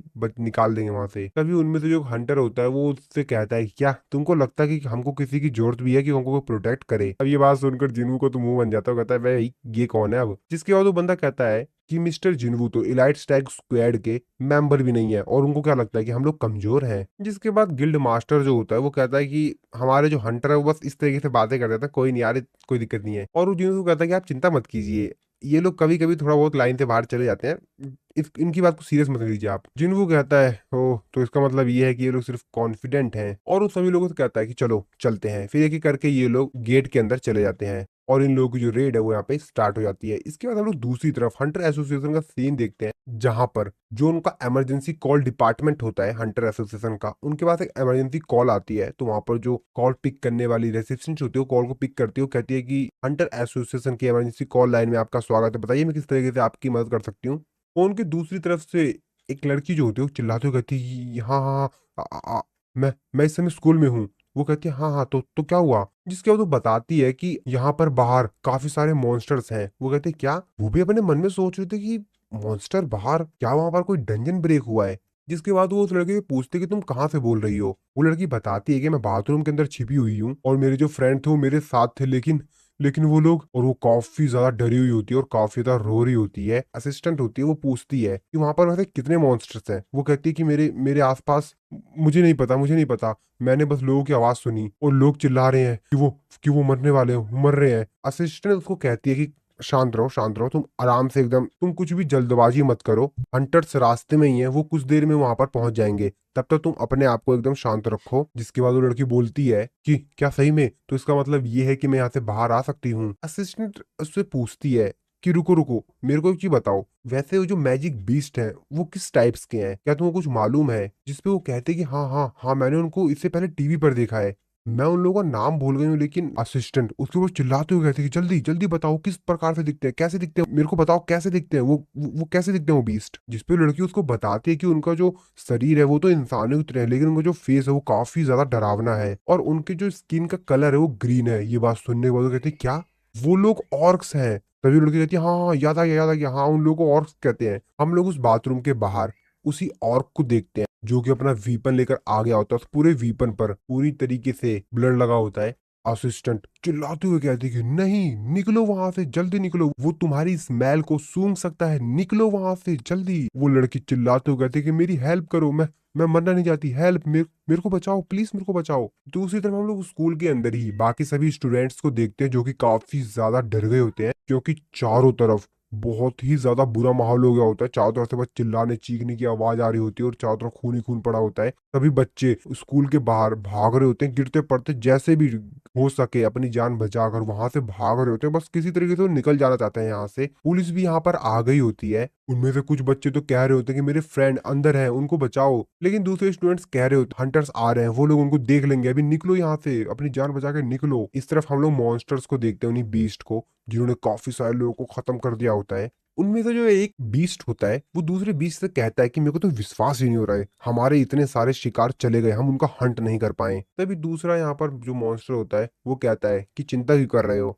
अभी यहाँ पर काफी सारे बचे हुए हैं, ऊपर चलते हैं। वो लोग ऊपर हैं दूसरे फ्लोर पर और उन सभी को खत्म कर देते हैं। जिसके बाद हम लोग ऊपर वाले फ्लोर का सीन देखते हैं, जहां पर जो पूरी दीवारें वगैरह होती हैं वो पूरी तरीके से ब्रेक हो गई होती हैं, शीशे उसे पूरी तरीके से खराब हो गए होते हैं। मतलब जो पूरा फ्लोर का जो एरिया होता है वो पूरी तरीके से डिस्ट्रॉय हो गया होता है। और उसी फ्लोर पर हम लोग एक रूम के अंदर काफी सारे स्टूडेंट्स को देखते हैं, जिन्होंने वहां पर जो टेबल वगैरह, चेयर वगैरह, जितनी भी बैठने वाले सामान होते हैं, जो कुछ भी पॉसिबल हो सकता था उससे उन्होंने गेट को पूरी तरीके से ब्लॉक कर दिया था, ताकि बाहर से अगर कोई ताकत भी लगाए तो भी वो अंदर ना आ पाए। और उन लोगों से जो भी हो सकता था अपने हाथ में उन्होंने वीपन वगैरह, कुर्सी वगैरह लेकर रख लिया था अपनी सेफ्टी के लिए। बहुत सारे बच्चे होते हैं इसके अंदर और सभी लोग डरे होते हैं काफी ज्यादा। तभी उनमें से जो एक मॉन्स्टर होता है वो वहां पर एंटर करता है और शीशा तोड़ देता है, जिसको देखकर सभी बच्चे काफी ज्यादा डर जाते हैं, काफी ज्यादा तेजी से चिल्लाने लगते हैं। वो लोग मतलब बहुत ज्यादा डर गए होते हैं एक्चुअल में। और वो मॉन्स्टर अंदर आता है, जिसको देखकर शकल पे भाई साहब पूरा ब्लड लगा होता है और उसकी शकल तो काफी डरावनी होती है। ये बच्चे उसको देखकर तो भाई मतलब पूरा डर गए होते हैं, उनका पूरा रूह कांप रहा होता है। तभी उनमें से जो एक बच्चा होता है वहां से भागने की कोशिश करता है, साइड में जो शीशा लगा होता है, लेकिन उस शीशे के बाहर ही एक दूसरा मॉन्स्टर होता है, जिसको देखकर वो बच्चा बहुत ज्यादा डर जाता है और वो पीछे आने लगता है। और वो मॉन्स्टर वहां से आता है और उस बच्चे को खत्म कर देता है। और फिर उसके बाद यहाँ पर जितने भी बच्चे होते हैं, ये मॉन्स्टर उन सभी बच्चों को खत्म कर देते हैं। तभी उनमें से जो एक मॉन्स्टर होता है वो अपने चीफ से कहता है कि चीफ, मैं यहाँ पर किसी इंसान को सेंस कर सकता हूँ जिसके पास माना है। उसका बॉस कहता है कि पहले उसे खत्म करते हैं। जिसके बाद हम लोग एक दूसरे रूम में जिन्वू की सिस्टर और उसके बाकी सभी फ्रेंड्स को देखते हैं, जो कि मन में अपने ही ब्रदर जिन्वू को बुला रही होती है। वो कहती है कि जिन्वू, जिन्वू कहाँ हो तुम। जिन्हा की सिस्टर की जो एक फ्रेंड होती है, जिसको कि हमने ओल्ड एपिसोड में भी देखा था, तो वो जैसा कि अवेक्ड हुई थी, तो वो यहाँ पर सोचती है कि मैं इन मॉन्स्टर से फाइट करूंगी, लेकिन जिन्हा उनको मना कर रही होती है। वो कहती है कि नहीं नहीं नहीं, तुम ऐसा मत करो। जिस पे लड़की कहती है कि जैसे कि मैं एक ई रैंक की हंटर हूँ, तो मैं भी अवेक्ड हुई हूँ, तो मैं इन लोगों से लड़ सकती हूँ। लेकिन जिन्हा उसको मना कर रही होती है, वो कहती है नहीं नहीं नहीं, ऐसा मत करो, मैंने तुमसे कहा ना ऐसा मत करो। तभी उन मॉन्स्टर का जो चीफ होता है वो कहता है कि क्या तुम इसी इंसान की बात कर रहे थे? जिस पे वो कहता है कि नहीं, मैं इसकी बात नहीं कर रहा था, मैंने इससे भी ज्यादा पावरफुल फोर्स को सेंस किया था, उसके बगल में जो खड़ी है उसको। तो एक्चुअल में जिन्हा की बात कर रहा होता है, लेकिन जैसे कि हम लोगों को मालूम ही है कि जिन्हा के अंदर तो कोई पावर वगैरह है ही नहीं, वो तो हंटर है ही नहीं, तो ये किस चीज की बात कर रहा है। तभी वो जो मॉन्स्टर होता है वो चिल्लाते हुए कहता है कि इस लड़की में से वो स्मेल आ रही है, तो इसको मरना होगा। और अपना वीपन लेकर उसके ऊपर काफी और तेजी से अटैक करता है उसको खत्म करने के लिए। जिन्हा और उसकी जो फ्रेंड होती है वो काफी ज्यादा डर गई होती है और अपनी आंखें बंद कर लेती हैं। लेकिन तभी वो लोग देखती हैं कि उसके जो अटैक है, वो जो मॉन्स्टर ने उसके ऊपर वीपन से किया था, वो रुक जाता है। जिन्हा भी काफी ज्यादा हैरान होती है कि आखिरकार उसका अटैक अभी तक लगा क्यों नहीं उसको। तभी वो आंख खोल के देखती है तो एक्चुअली जो उसका अटैक था उसको किसी ने रोक लिया था। इसको देखकर जिन्हा भी काफी ज्यादा हैरान होती है कि अब ये कौन है। हम लोग को पता चलता है कि एक्चुअल में जो अटैक इस मॉन्स्टर का रोका हुआ होता है वो कोई और नहीं बल्कि जिन्वू ने अपनी सिस्टर के साथ जो उनके शैडो सोल्जर्स रखे हुए थे उसने रोका था। जिन्हों की सिस्टर अपनी आंखें खोलती है क्योंकि काफी देर से उसके ऊपर अटैक हुआ ही नहीं था। अब वो सोचती है कि अटैक क्यों नहीं, और जब वो आंखें खोल के देखती है तो देखती है कि एक बहुत बड़ा शैडो सोल्जर उसने उस मॉन्स्टर को पकड़ रखा है, और वो मॉन्स्टर काफी ज्यादा तेज से चिल्ला रहा है क्योंकि उसने अपनी पूरी ताकत ही लगा दी है उसको पकड़ने के लिए, और इस वजह से उसको बहुत ही ज्यादा दर्द हो रहा था। जिन्हों की सिस्टर और बाकी सभी जो स्टूडेंट होते हैं ये सब कुछ सीन देख के काफी ज्यादा डर जाते हैं। जिन्हों की सिस्टर अपने मन में सोच रही होती है कि जिन्वू क्या ये जिन्वू है। उसके बाद जिन्वू को जो शैडो सोल्जर टस्क होता है वो काफी ज्यादा तेजी से उस मॉन्स्टर को एक पंच हिट करता है, जिसकी वजह से वो स्कूल की छत तोड़कर ही वहां से उड़ के चला जाता है बाहर। इसके बाद वहां पे खड़ा है जो दूसरा मॉन्स्टर होता है, उसकी तो भाई हालत खराब हो जाती है क्योंकि वो जरा काफी ज्यादा डर गया था कि भाई अभी तो हम लोग यहाँ पर ताकतवर थे, अब ये कौन आ गया। और इसी लोग खुद भी कंफ्यूज होता है कि आखिरकार ये है कौन। के बाद हम लोग जिन्हों के तीनों जो शैडो सोल्जर्स होते हैं उनको देखते हैं भाई, जो कि यहाँ पर उसकी सिस्टर के आगे खड़े हो जाते हैं, यानी कि अब इन मॉन्स्टर्स को उसकी सिस्टर को मारने के लिए पहले इन तीनों शैडो सोल्जर से फाइट करनी होगी। इसके बाद हम लोग उसी गेट के अंदर का सीन देखते हैं जहां पर जिन्वू और बाकी हंटर्स गए हुए थे। जिन्वू का सिस्टम उसको बताता है कि आप एक डंजन के अंदर एंटर कर गए हो। तो डंजन जो होता है पूरी तरीके से खंडर की तरह होता है, एक तरह से वो पूरा टूटा फूटा होता है। तभी जो गिल्ड मास्टर होता है वो सभी लोगों को चिल्लाते हुए कहता है कि वो देखो, और अरे नहीं ये तो ट्वाइन हेडेड ऑर्क है। तो इन लोगों के सामने एक काफी ज्यादा बड़ा ऑर्क आ गया था जिसके दो हेड होते हैं, और वो बहुत ही ज्यादा पावरफुल, बहुत ही ज्यादा बड़ा लग रहा था, जिसको देखकर ही सभी लोग चिल्लाते हुए कहते हैं कि सभी लोग केयरफुल रहना, सावधान। वो मॉन्स्टर ऑर्क इन लोगों को देखकर काफी ज्यादा तेजी से चिल्लाता है इन लोगों की तरफ, और अपने वीपन से उन लोगों की तरफ काफी ज्यादा तेजी से अटैक करता है। गिल्ड मास्टर जो होता है वो बाकी सभी लोगों से कह देता है कि सभी लोग तैयार हो जाओ, और वो खुद भी काफी ज्यादा तेजी से उस मॉन्स्टर के ऊपर जो उसने अटैक किया होता है उस अटैक को रोकने के लिए एक बैरियर सा बना लेता है अपनी पावर का इस्तेमाल करके, और उस अटैक से बच जाता है। लेकिन ये जो अटैक था वो काफी ज्यादा तेज था। गिल्ड मास्टर को तो कुछ नहीं होता, लेकिन उसके आसपास जो चीजें होती है ना भाई, उस अटैक के आवाज से ही, उसके कंपन से ही वो भाई साहब डिस्ट्रॉय हो जाती है। तो इसका मतलब ये अटैक जो था वो काफी ज्यादा पावरफुल था। देखिए बाकी सभी जो हंटर्स होते हैं वो भी कहते हैं कि हाँ ठीक है, हम लोग तैयार हैं, हम उसके ऊपर अटैक कर रहे हैं। और एक एक करके जितने बाकी सभी यहाँ पर हंटर्स होते हैं वो अलग अलग दिशाओं से उस मॉन्स्टर्स के ऊपर अटैक करते हैं। कोई उसकी आंखें के ऊपर अटैक करता है, कोई उसके पीछे पीठ पर अटैक करता है, कोई उसके पैरों पर अटैक करता है। इसी तरीके से हर तरफ से, हर दिशाओं से उसके ऊपर अटैक किया जाता है और उसको काफी ज्यादा जख्मी कर दिया जाता है। वो मॉन्स्टर भी काफी ज्यादा तेज से चिल्ला रहा होता है क्योंकि भाई इतने सारे अटैक होंगे तो उसकी तो हालत खुद ही खराब हो गई है। इसके बाद बाकी बाकी जो हंटर्स होते हैं वो लोग भी एक एक करके उसके ऊपर हर दिशाओं से अटैक करते हैं ताकि इसको पूरी तरीके से खत्म किया जा सके। वो मॉन्स्टर काफी ज्यादा तेजी से चिल्ला रहा होता है। इनके साथ आए हुए जो बाकी हीलर्स होते हैं, मैजिशियंस होते हैं, वो सभी के सभी जो हंटर होते हैं वो यहाँ पर इनके ऊपर अटैक कर रहे होते हैं और इनको हर तरफ से बैकअप प्रोवाइड करवा रहे होते हैं ताकि इस मॉन्स्टर को जल्द से जल्द खत्म किया जा सके। और फाइनली थोड़े समय के बाद ये लोग उस मॉन्स्टर को हरा देते हैं और वो मॉन्स्टर को खत्म कर देते हैं। गिल्ड मास्टर बाकी सभी लोगों से कहता है कि बाकी सभी लोग फटाफट एक जगह पर आओ। वो सभी लोगों से कहता है कि चीजें जो है वो काफी बेहतरीन नहीं दिख रही हैं। मुझे मालूम है कि ये जो रेड है वो इतनी भी ज्यादा इजी नहीं होने वाली है, लेकिन यार मैंने तो खुद भी ये एक्सपेक्ट नहीं किया था कि हमारा गेट के अंदर एंटर करते ही ट्वाइन हेडेड ऑर्क से लड़ाई हो जाएगी। आप लोगों को मालूम है कि जो ट्वाइन हेडेड ऑर्क होते हैं वो एक उनका एक दूसरा नाम भी होता है। आप लोगों को उसका नाम पता है? जिसपे जिन्वू कहता है कि ग्रेव कीपर्स, जिसकी बात सुन के वो कहता है कि हाँ सही कहा तुमने। इन लोगों को जो डंजन के बॉसेस होते हैं उनके द्वारा मैनेज किया जाता है, लेकिन मेरे एक्सपीरियंस के हिसाब से अगर हम किसी डंजन के अंदर एंटर कर रहे हैं और एंटर करते ही डुअल हेडेड ऑर्क से सामना हो जाए तो शायद आपका सामना हो सकता है आर्मी ऑफ अनडेड से। तभी उनके साथ आया वो जो एक हंटर होता है वो चिल्लाते हुए कहता है कि बॉस आपने अभी सिर्फ बात की थी, ये लोग तो सही में यहाँ पर आ गए हैं। अब ये सब कुछ देख के बाकी सभी जो लोग होते हैं, हंटर्स होते हैं, वो भी काफी ज्यादा हैरान हो जाते हैं। वो कहता है कि अब हमको क्या करना चाहिए, क्या हम लोगों को उनके ऊपर अटैक करना चाहिए। अब ये देख कर तो भाई जो इनका बॉस होता है उसकी भी आंखें फटी फटी रह जाती है कि अभी तो मैं सिर्फ बातें कर रहा था, अभी ये कहाँ से आ गए नहीं जल्दी। इसके बाद हम लोग सामने काफी सारे अनडेड सोल्जर्स को देखते हैं जो कि काफी ज्यादा तादाद में आए हुए थे। उनमें जो हंटर गर्ल होती है कहती है ये तो काफी ज्यादा अजीब हो रहा है। गिल्ड मास्टर कहता है कि लेकिन ये लोग वापस क्यों जा रहे हैं। अब मुझे भी कुछ भी समझ नहीं आ रहा है कि आखिरकार ये लोग पीछे क्यों जा रहे हैं। जिनवू जो कि बेचारा पीछे खड़ा होता है वो अपने मन में सोच रहा होता है कि यार मुझे बोला गया था कि एक हाई टायर ए रैंक का डंजन है, मैं इस डंजन के अंदर काफी सारी एक्सपेक्टेशंस के साथ आया था, लेकिन यहाँ का नजारा देखकर मेरी सारी एक्सपेक्टेशन खत्म हो गई। लेकिन एक मिनट, मैं यहाँ पर कुछ सेंस कर सकता हूँ क्या ये। तभी जिनवू इन लोगों से कहता है कि एक अर्जेंट मैटर आ गया है, मेरे को यहाँ से जाना होगा इसी वक्त। ये बात सुनने के बाद गिल्ड मास्टर कहता है कि क्या किस चीज के बारे में तुम बात कर रहे हो, तुम जानते हो कि तुम्हारे बिना हम लोग खतरे में आ सकते हैं, तुम ये जानते हो। जिसके बाद जिनवू शांत होता है, उससे कहता है ठीक है ठीक है, तो ठीक है अगर ये बात है तो मैं यहाँ पर किसी ऐसे को बुला देता हूँ जो कि मेरी तरह ही है, वो यहाँ की सिचुएशन को संभाल लेगा। ये तुम्हारे और तुम्हारे जो बाकी हंटर्स हैं उन लोगों की यहाँ से बाहर निकलने में मदद करेगा और तुम लोगों को कोई भी दिक्कत नहीं होगी, वो सब कुछ संभाल लेगा यहाँ पर। जिसकी बात सुनकर गिल्ड मास्टर कहता है कि क्या क्या ये मिस्टर मिस्टर मिस्टर जिनवू, क्या ये वही एंट मॉन्स्टर है जो कि जेजू आइलैंड के रेड पर था। तो एक्चुअल में जिनवू ने यहाँ पर अपने सबसे पावरफुल शैडो सोल्जर बेरू को समन करता है, जिसको देखकर बाकी सभी जो हंटर्स होते हैं भाई यहाँ पर उनके जो हाथ खराब होते हैं वो तो डर जाता है भाई काफी ज्यादा। जिनकी शक्ल देखकर जिन वो कहता है कि मुझे लगता है कि मेरे को इसका इंट्रोडक्शन देने की कोई भी जरूरत नहीं है, तो ठीक है अभी और इसी वक्त से ये तुम्हारा ख्याल रखेगा। जिनू अपने शैडो सोल्जर बेरू को ऑर्डर देता है और उसे कहता है कि इंसानों की रक्षा करना। जिसके बाद बेरू जिनू से बोलता है कि बाकी लोगों का क्या करना है। तो एक्चुअल में बेरू इन हंटर्स को छोड़ के बाकी सभी जो यहाँ पर थे, यानी कि जो मॉन्स्टर्स वगैरह थे या जो अनडेड आर्मी थी, उनकी बात कर रहा था।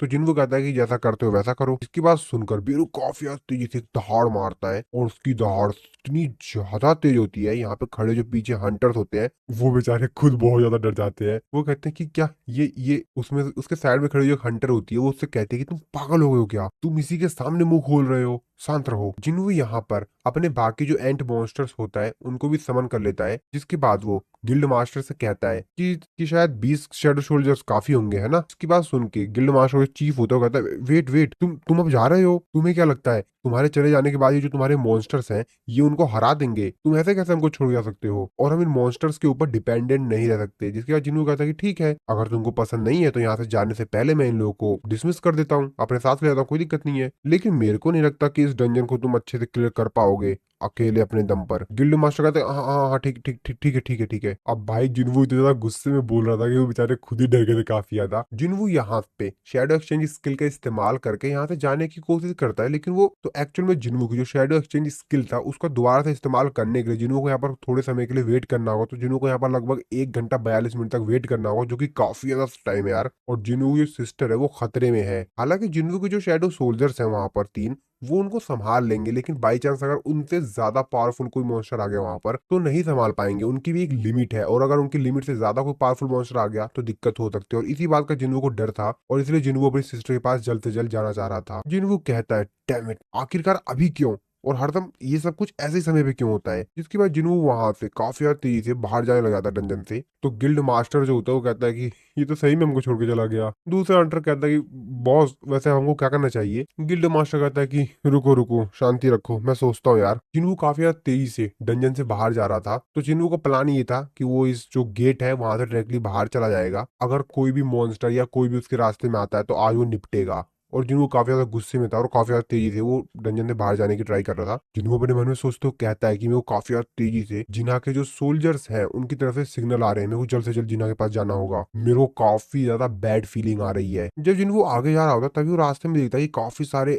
अनडेड मॉन्स्टर उसके सामने आगे होते हैं और उनकी जो संख्या होती है वो बहुत ही ज्यादा होती है। जिन्वू उन लोगों के ऊपर चिल्लाते हुए कहता है कि मेरे रास्ते से हट जाओ, और उन लोगों के ऊपर अटैक करने के लिए काफी ज्यादा तेजी से बढ़ रहा होता है ताकि उन लोगों को निपटा कर वो यहाँ से बाहर जा सके। लेकिन तभी जिन्वू रुक जाता है। जिन्वू क्या देखता है, जिन्वू देखता है कि असल में यहाँ पर जो पूरी जो अनडेड ऑफ आर्मी होती है वो अपने घुटनों के ऊपर बैठ जाती है, जिसको देखकर जिन्वू कहता है एक मिनट, ये यहाँ पर ये क्या चल रहा है। जिन्वू अपने मन में सोचते हुए कहता है ये लोग मेरे सामने अपने घुटनों के ऊपर बैठ गए हैं क्या सिर्फ इसलिए क्योंकि मैं एक हाई क्लास नेक्रोमैंसर हूँ।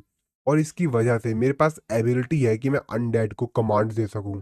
तो अब जिन्वू को भी इनके ऊपर अटैक करने का कोई फायदा नहीं है, और इसलिए जिन्वू अपने फ्लाइंग शैडो सोल्जर कैजल को समन करता है, और एक आवाज में ही कैजल यहाँ पर आ जाता है। जिन्वू काफी तेजी से एक काफी हाई जंप मारता है और डायरेक्टली कैजल के ऊपर जाकर बैठ जाता है। इसके बाद हम लोग डंजन के बाहर का सीन देखते हैं, जहाँ से जिन्वू बाहर आ जाता है। तो एक्चुअल में वो वही गेट था जहां से जिन्वू और उसके जो बाकी जो हंटर्स थे वो एंटर हुए थे। तो जिन्वू उसी से बाहर आ जाता है। तो गेट के बाहर ऑब्वियसली लोग भी होंगे, लोग ऐसा कुछ देखे काफी ज्यादा हैरान हो जाते हैं भाई। वो फोन से अपने फोटो लेने जाते हैं, वो देखते हैं, वो कहते हैं वो देखो क्या वो सांग जिन्वू है। और जिन्वू अपने एक शैडो सोल्जर कैजल के ऊपर बैठकर वहां से उड़ के चला जाता है, और यहाँ पर लोग फिर उसको देखते रह जाते हैं। और कैजल इतना ज्यादा बड़ा था जिसको देखकर भाई जो लोग होते हैं तो काफी ज्यादा हैरान हो जाते हैं, क्योंकि उन लोगों ने शायद ही इतना बड़ा मॉन्स्टर पहले कभी देखा होगा, और वो भी कंट्रोल मॉन्स्टर, क्योंकि जिन्वू ने इसको कंट्रोल कर रखा है ना। जिन्वू अपने शैडो सोल्जर कैजल से कहता है कि मेरे को मेरी सिस्टर के पास ले चलो, जितनी जल्दी हो सके उतनी जल्दी। कैजल भी काफी तेज जिन्वू की सिस्टर की तरफ जाने लगता है। इस तरफ हम लोग जिन्हा के स्कूल का सीन देखते हैं,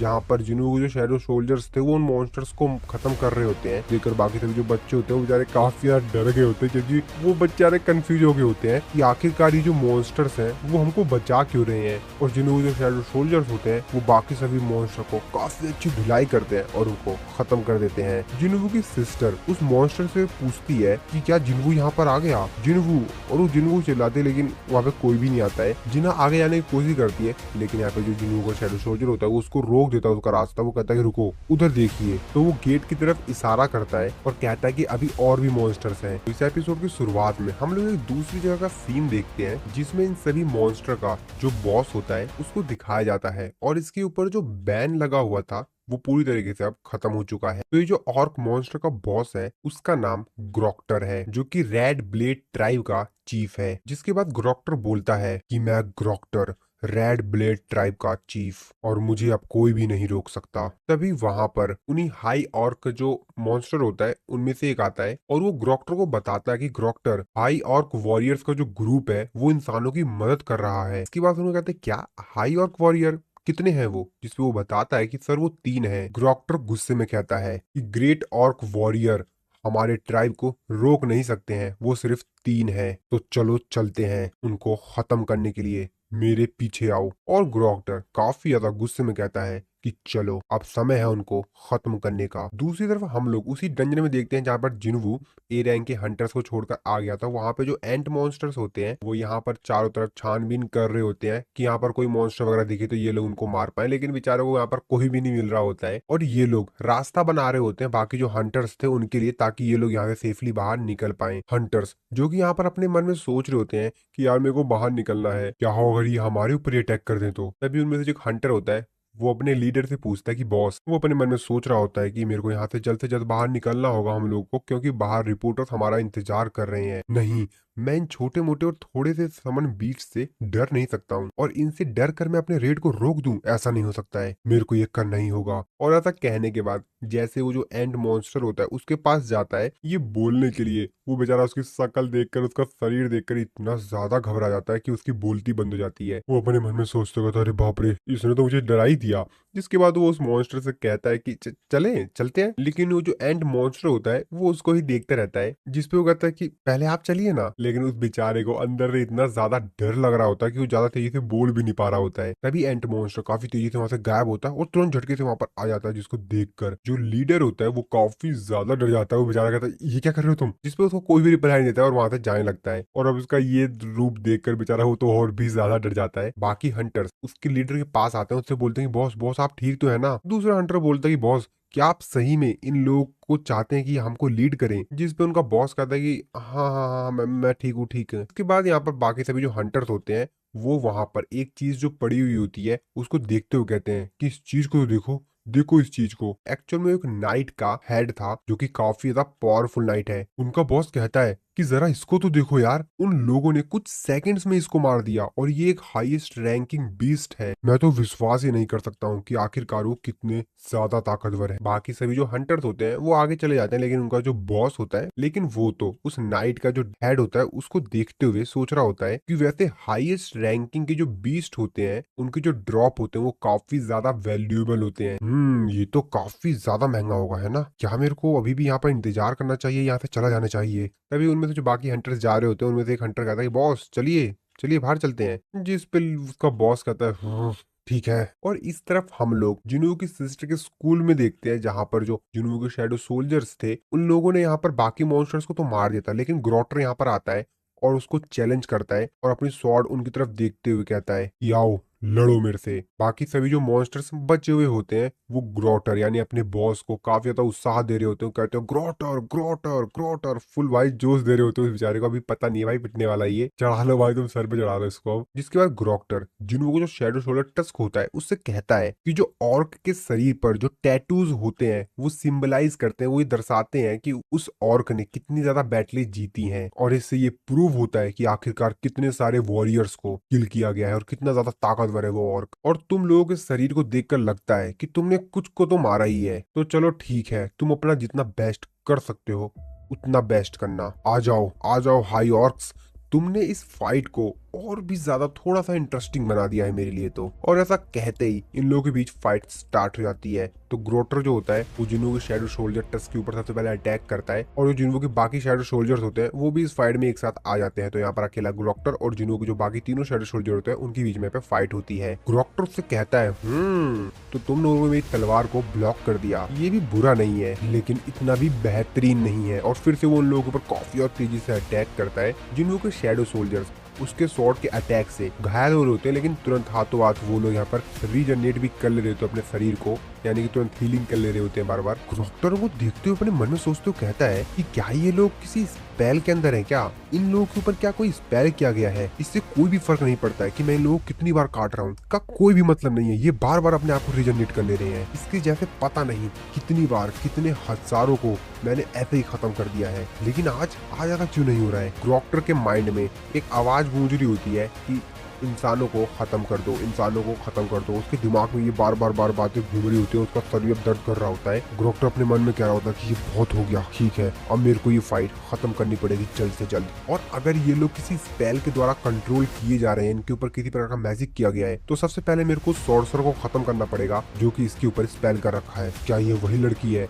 तो एक्चुअली जिन्हों की सिस्टर होता है उसको लगता है कि जिन्हों की सिस्टर ने सब कुछ किया हुआ है, तो उसको देखते हुए कहता है कि क्या ये वही है, ये लड़की बचेगी नहीं। और अपने बाकी साथियों से कहता है कि उस लड़की को पकड़ो। उसके जो बाकी साथी होते हैं वो जिन्हों को जो शैडो सोल्जर्स होते हैं उनके ऊपर एक साथ अटैक कर देते हैं। ग्रोक्टर उन लोगों को बताता है कि हाई ऑर्क्स पावरलेस हो जाते हैं जब वो अपने आप को रीजनरेट करते हैं, यानी कि हाई ऑक्स जब अपने आप को रीजनरेट कर रहे होते हैं, हीलिंग कर रहे होते हैं अपने आप को, तो वो लोग उस टाइम पर, उस पर्टिकुलर टाइम पर वो लोग पावरलेस होते हैं और उसी समय हमारे पास मौका है कि हम उसके ऊपर अटैक करें। और वो लोग ऐसा ही करते हैं, वो लगातार जैसे अपने आप को रीजनरेट कर रहे होते हैं उनके ऊपर काफी तेजी से, बहुत तेजी ज्यादा स्पीड से उनके ऊपर बार बार अटैक कर रहे होते हैं, जिसकी वजह से जिन्हों के शैडो सोल्जर्स चाह कर भी कुछ नहीं कर पा रहे होते हैं और उनको ब्लॉक कर लिया जाता है। लेकिन टस्क जो कि भाई बहुत ज्यादा ताकतवर है, उनको यार इन्होंने हल्के में ले लिया। तो टस्क जो बाकी मॉन्स्टर होते हैं उन लोगों की भाई काफी अच्छी से पिटाई करता है। लेकिन हाँ, उन मॉन्स्टर को ये बात भी पता लग गई थी कि इसको किस तरीके से हराना है, तो वो भी ये लोग अपने स्वॉर्ड से उसके ऊपर अटैक कर रहे होते हैं। और इस चीज का फायदा उठाकर जो ग्रोक्टर होता है डायरेक्टली जाकर जिन्हों की सिस्टर को पकड़ लेता है और उससे कहता है कि अच्छा तो वो तुम थी। वो जिन्हों की सिस्टर को देखते हुए कहता है कि मैं क्लियरली सेंस कर सकता हूँ कि तुम्हारे पास मैजिकल पावर्स है, तो अब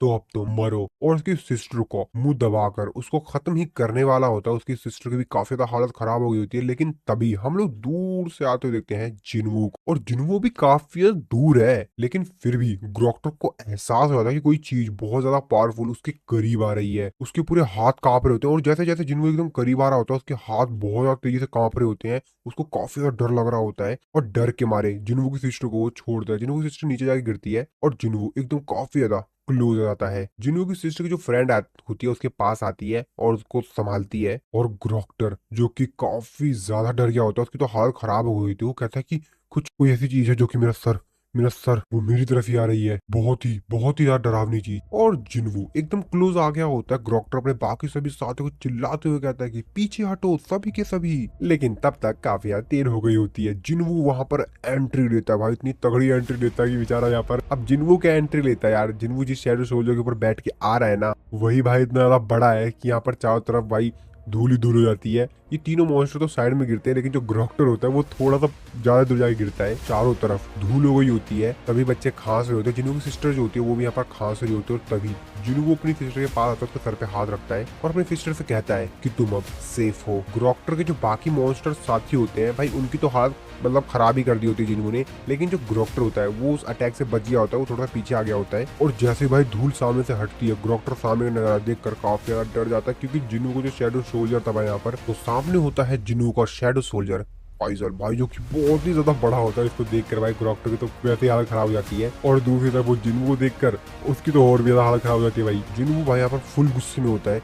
जिन्हों ग्रोक्टर डरते हुए जिन्हों को अपना इंट्रोडक्शन दे रहा होता है कि मैं ग्रोक्टर चीफ ऑफ रेड ब्लेड, इसके आगे कुछ बोल पाता, तभी जुनू से कहता है कि तुम अपना मुंह बंद रखो और वहीं पर मेरा वेट करो। जुनू भाई फुल गुस्से में उसकी तरफ देख रहा होता है, तो ग्रोक्टर भी क्या करता है, वहीं पर शांत खड़ा रहता है। तो एक्चुअल में ग्रोक्टर भी भाई डर ही रहा होता है, उसकी भी हालत खराब होती है कि यार ये कहाँ से आ गया बंदा। जिनू अपनी सिस्टर से कहता है कि तुम अब सेफ हो। जिनू की सिस्टर जिनू को देखकर काफी ज्यादा रो रही होती है। जिनू से कहता है कि सॉरी मैं थोड़ा सा लेट हो गया। जिनू बाकी सभी स्टूडेंट से पूछता है कि सभी लोग ठीक हो तो हो ना। बाकी सभी स्टूडेंट्स कहते हैं कि हाँ हम ठीक हैं। जिनू की सिस्टर की जो फ्रेंड होती है उससे पूछता है कि सॉन्ग तुम ठीक तो हो ना, जिसपे वो भी कहते हैं कि हाँ मैं भी ठीक हूँ। जिनू अपने शैडो सोल्जर इग्रीज से कहता है कि जिन्हा और बाकी सभी लोगों का तुम ध्यान रखो, इसको मैं हैंडल करता हूँ। जिन्हों बाकी सभी स्टूडेंट्स से कहता है कि बाकी सभी स्टूडेंट्स नीचे जाकर आराम से स्कूल से बाहर चले जाइए। ग्रोक्टर जो कि भाई डर रहा होता है, लेकिन अब क्या ही कर सकता है भाई, बॉस है वो भी, तो वो थोड़ा सा हिलता ही है। तभी जिन्हों से कहता है कि मैं तुमसे बोला था ना कि हिलना मत। जिसके बाद बाकी सभी जो बच्चे होते हैं वो जिन्हों के शैडो सोल्जर कैजल की मदद से नीचे उतर जाते हैं। ग्रोक्टर जिन्हों से कहता है कि मैंने देखा कि वो जो इमोर्टल हाई ऑर्क्स थे वो तुम्हारे सोल्जर हैं। तुम कौन हो और तुम हमारी लैंग्वेज कैसे जानते हो। लेकिन जिनवो उसकी बात का कोई भी रिप्लाई नहीं दे रहा होता है और उसकी तरफ गुस्से से देख रहा होता है। ग्रोक्टर जो कि समझ गया होता है और वो अपने मन में सोचते हुए कहता है कि ऐसा लग रहा है कि इसका आंसर देने का कोई भी इरादा नहीं है। जिसके बाद वो अपने बाकी सभी साथियों से कहता है कि इसके ऊपर हमला करो। तो सबसे पहला जो ऑर्क मॉन्स्टर होता है वो जिन्वो के ऊपर अटैक करता है और उसके पीछे दो और आ रहे होते हैं। तो जिन्वो सबसे पहले उसका हाथ पकड़ता है, जिस हाथ से उसने वीपन पकड़ा होता है, और उसके हाथ को भाई अपने ताकत लगा के इतनी तेजी से मरोड़ता है कि उसकी भाई हालत खराब हो जाती है उस औरत की। तो वो चिल्लाते हुए कहता है मम्मी मेरी तो हालत खराब कर दी इसने। लेकिन जिन्वो कहाँ उसकी भाई कोई बात सुनने वाला था। जितनी देर चिल्ला ले, पटक के जिन्वो उसको जमीन पे मारता है और उस बेचारे के ऊपर एक भैंस की भाई लात मारता है और उसकी तो वहीं पर ही एंड हो जाता है। बाकी बचे जो दो मॉन्स्टर होते हैं भाई वो एक साथ जिन्वो के ऊपर अटैक करते हैं, लेकिन जिन्वो यहाँ पर अपने किल जो कि था द कमांडर टच को एक्टिवेट करता है और अपने हाथ से दूर से उन दोनों को पिचका देता है और उन बेचारों की इतनी गंदी वाली चीख निकलती है, लेकिन क्या ही करे, और जिन्वो उन दोनों को भी कर देता है काम। तो यहाँ पर बाकी जो ऑर्क्स होते हैं, यहाँ पर और भी ऑर्क्स आ गए होते हैं और वो लोग भी एक साथ जिन्वो के ऊपर अटैक करने के लिए जाते हैं, लेकिन जिन्वो उन सभी की गंदी वाली पिटाई करता है और उन सभी की रेल लगा देता है। तो जिन्वो का यहाँ पर भाई साहब पूरा हाथ सन गया होता है इन बेचारों को निपटाते निपटाते। फाइनली ग्रोटर बचा होता है, वो जिन्वो उसके करीब जा रहा होता है, जिसको देखकर उस बेचारे की तो हालत खराब होती है। होते कहते ये सब क्या है, लेकिन वो उससे आगे कुछ बोल पाता। जिन्वो यहाँ पर अपने कमांडर टच स्किल का इस्तेमाल करता है और उसके मुंह को ही पकड़ लेता है पूरी ताकत से और उसको दीवार पे से लटकाते हुए कहता है कि क्यों तुमने ये सब क्यों किया, तुमने उन सभी को क्यों मारा, क्यों। ग्रोक्टर जिन्वो को बताता है कि मेरे दिमाग में से एक आवाज आती है जो कि मेरे से बार बार बोलती है कि इंसानों को खत्म कर दो। जिन्वो से कहता है कि मेरे बारे में क्या क्या वो आवाज ये भी कहती है कि मुझे भी खत्म कर दो। लेकिन ग्रोक्टर उसकी कोई भी बातों को रिप्लाई नहीं देता, बल्कि उससे उल्टा ही भाई अपनी जिंदगी की भीख मांग ले जाता है। वो कहता है कि प्लीज प्लीज प्लीज मेरे को माफ कर दो। लेकिन जिन्वो उससे सिंपली कहता है कि मेरे क्वेश्चन का जवाब दो, क्या जब तुम मेरी तरफ देखते हो तो वो वॉइस तुमसे वही कहती है। जिसपे वो फिर से उसे बोलता है कि भाई माफ कर दे, मेरे को माफ कर दे। लेकिन जिन्वो कहता है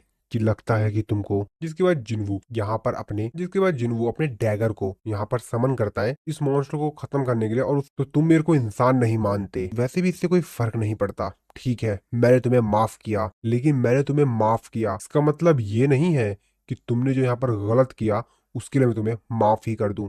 इतनी आसानी से तुम नहीं बचोगे। और फिर ये सीन यहीं पे कट होता है। इसके बाद हम लोग फिर से उसी डंजन को देखते हैं जहाँ पर जिन्वो बाकी सभी हंटर्स को अपने शैडो सोल्जर के साथ छोड़कर आया था। बाहर अभी भी लोग उनका इंतजार कर रहे होते हैं। डंजन के अंदर जो एक हंटर होता है वो जिन्वो के एंड मॉन्स्टर से बोलता है कि वैसे तुमको क्या मालूम है कि ये बंदा कितना ज्यादा वैल्यूएबल होगा। तो एक्चुअल में वो शायद किसी मॉन्स्टर की बॉडी लेकर आया था पूछने के लिए, लेकिन वो जो एंड मॉन्स्टर होता है भाई उसकी बॉडी को खा जाता है और उल्टा उसको ही घायल कर देता है और उसके कंधे पर चोट लग जाती है और ब्लड निकलने लग जाता है। लेकिन तभी वहां पर बेरू आता है और उस मॉन्स्टर को शांत करता है और उससे कहता है कि ठीक है तुम जाओ। और बेरू यहाँ पर अपनी हीलिंग एबिलिटी का इस्तेमाल करके उस हीलर को हील कर देता है, जिसको देखकर वो तो काफी ज्यादा हैरान होता है। फिर वो बेरू को थैंक्स बोलता है और कहता है भाई इसकी हीलिंग मैजिक आखिरकार किस तरीके से एक समन बीस्ट मेरे से भी बेहतर हीलिंग कर सकता है। बेरू उनसे कहता है कि आ जाओ। ये लोग जब एक रूम में एंटर करते हैं तो वहां पर एक दूसरा ही मॉन्स्टर होता है। तो अनडेड जो मॉन्स्टर्स थे उनका जो लीडर होता है वो था एक्चुअल में वो, जिसको देखकर बाकी सभी जो हंटर्स होते हैं भाई उनकी तो हालत खराब हो जाती है। वो देखते हुए कहते हैं कि या इस डंजन का बॉस आर्च लीच है। तभी उसको दूसरा साथी कहता है कि और उसके साथ 10 डेथ नाइट्स भी हैं। तो एक्चुअल में यहाँ पर काफी सारे पावरफुल डंजन बॉस होते हैं, लेकिन जो आर्च लीच होता है तो इन लोगों को एक इंसिडेंट के बाद से ज्यादा देखा गया, जो कि था गोल्ड ड्रैगन गिल्ड का एनहिलेशन। तो जो आर्च लीच था उसने एक बहुत बड़े चाइनीज गिल्ड को पूरी तरीके से खत्म कर दिया था और जिसकी वजह से डंजन ब्रेक हो गया। लेकिन लिu जिंगांग की वजह से उस खतरनाक सिचुएशन को हैंडल कर लिया गया। लेकिन एक स्ट्राइक स्क्वाड जिसके पास सिर्फ ए रैंक के हंटर्स हैं, वो भी इस बॉस से मुकाबला, ये तो किसी भी तरीके से मुमकिन ही नहीं है। तभी दूसरा हंटर अपने बॉस से पूछता है कि बॉस अब हमें क्या करना चाहिए। तभी दूसरा हंटर चिल्लाते हुए कहता है कि उन लोगों के पीछे और भी मॉन्स्टर्स हैं। जिसकी बात सुन के उनका बॉस कहता है कि अरे नहीं, ये अनडेड हमको ही खा जाएंगे, जल्दी जल्दी इस डोर को ब्लॉक करो। तभी वो जो ए रैंक का हीलर होता है कहता है कि हाँ ठीक है सर। और वो अपने मैजिक पावर का इस्तेमाल करके यहाँ पर एक सेक्रेट शील्ड बना देता है। तो इनका जो लीडर होता है वो अपने मन में सोच रहा होता है कि हम लोगों के पास कोई भी ऑप्शन नहीं है और मुझे नहीं लगता कि हम लोग यहाँ से जिंदा भी वापस जा पाएंगे बिना जिन्वू के। तभी वो हंटर जो कि अपनी मैजिकल पावर का इस्तेमाल करके वहाँ पे एक शील्ड बनाया था, वो कहता है कि बॉस जिस तेजी से ये लोग इसके ऊपर अटैक कर रहे हैं मेरे को नहीं लगता कि हम लोग 5 मिनट से ज्यादा टिक पाएंगे। लेकिन तभी वहाँ पर एंट्री होती है बेरू की। बेरू को देखते ही वो जो अनडेड मॉन्स्टर का जो बॉस होता है वो कहता है कि तू बास्टर्ड, तो तुम ही हो आर्मी ऑफ शेडो। लेकिन किंग की पर्सनल आर्मी यहाँ पर अटैक करने के लिए क्यों आई है? जिसपे बेरूस की तरफ उंगली करते हुए कहता है कि हमको किंग के द्वारा चुना गया है और तुमको नहीं। जिसपे अनडेड मॉन्स्टर का जो बॉस होता है कहता है कि नामुमकिन, इम्पॉसिबल, मैं किंग से खुद बात करूंगा। लेकिन बेरूस के करीब आता है और उसको एक पंच हिट करता है और उससे कहता है तुम ऐसे किसी से बहुत कुछ कहना चाह रहे हो जो कि मरने वाला है। एक ही पंच हिट करता है और वो पंच इतना ज्यादा तेज होता है कि वो पूरी तरीके से डिस्ट्रॉय हो जाता है। साथ ही में उसके आसपास जितने भी अनडेड आर्मी के सोल्जर्स होते हैं वो सभी लोग भी खत्म हो जाते हैं। अब ये चीज देखकर बाकी सभी जो हंटर्स होते हैं वो तो काफी ज्यादा हैरान होते हैं कि इसने आर्च लीच को सिर्फ एक ही पंच में खत्म कर दिया, साथ ही में इसके जो आर्मी थी उसको भी। जिसके बाद बेरू काफी ज्यादा तेजी चिल्लाता है क्योंकि उसने उसको हरा दिया है तो भाई उसका जश्न भी मनाएगा, तो इसीलिए काफी ज्यादा तेजी से चिल्लाता है। जिसको देखकर हंटर का लीडर जो होता है वो कहता है मैं जानता था कि ये स्ट्रांग है, लेकिन ये इतना स्ट्रांग होगा ये मुझे भी नहीं मालूम था। और अगर जिन्वू के पास ऐसे सोल्जर्स हैं तो जिन्वू को तो गेट के अंदर एक स्टेप रखने की भी जरूरत नहीं है, वो तो बिना कदम रखे ही पूरे गेट को क्लियर कर सकता है। उसको बस अपने जो ये सोल्जर्स हैं इनको भेजना है और पूरा डंजन क्लियर हो जाएगा। वो अपने मन में सोचते हो कहता है लेकिन हाँ, जिन्वू अपने सारे के सारे जो समन बेस्ट है उनको एक बार में कमांड नहीं कर सकता क्योंकि इसमें उसकी माना काफी ज्यादा तेजी से घटती होगी। लेकिन फिर भी दूर से जज करना कि कितना ज्यादा स्ट्रांग है ये तो मैं बिल्कुल ही सोचने वाला हूँ। अब अगर जिन्वू अपने आर्मी के सिर्फ आधे हिस्से को भी बुलाए तब भी जिन्वू की जो वो आर्मी होगी वो बाकी जो मेजर गिल्ड है उससे बहुत ही ज्यादा पावरफुल होगी। अब मुझे एग्जैक्टली नहीं मालूम कि आखिरकार वो कितना ज्यादा ताकतवर है। तभी उन्हीं हंटर्स में से जो एक हंटर होता है वो कहता है कि बॉस हमको इस समय को गंवाना नहीं चाहिए, हमको जिन्वू के गिल्ड को एक्वायर कर लेना चाहिए। जिसकी बात सुन के उसका लीडर कहता है कि एक्वायर, क्या बकवास कर रहे हो, हमको इसको अलायंस करना चाहिए, उसके साथ हमको गठबंधन बनाना है। जिसपे वो हंटर कहता है क्या सीरियस बॉस, मैं तो सिर्फ जोक कर रहा था क्योंकि जो नजारा मैंने आज देखा मुझे नहीं लगता कि उसको हमारे मदद की जरूरत भी होगी। जिसपे उसका बॉस कहता है कि तुम्हें मालूम है कि डंजन के अंदर एंटर करने के लिए कुछ रूल्स भी होते हैं और सिर्फ सांग जिन वू के लिए रूल्स को ब्रेक तो नहीं किया सकता ना।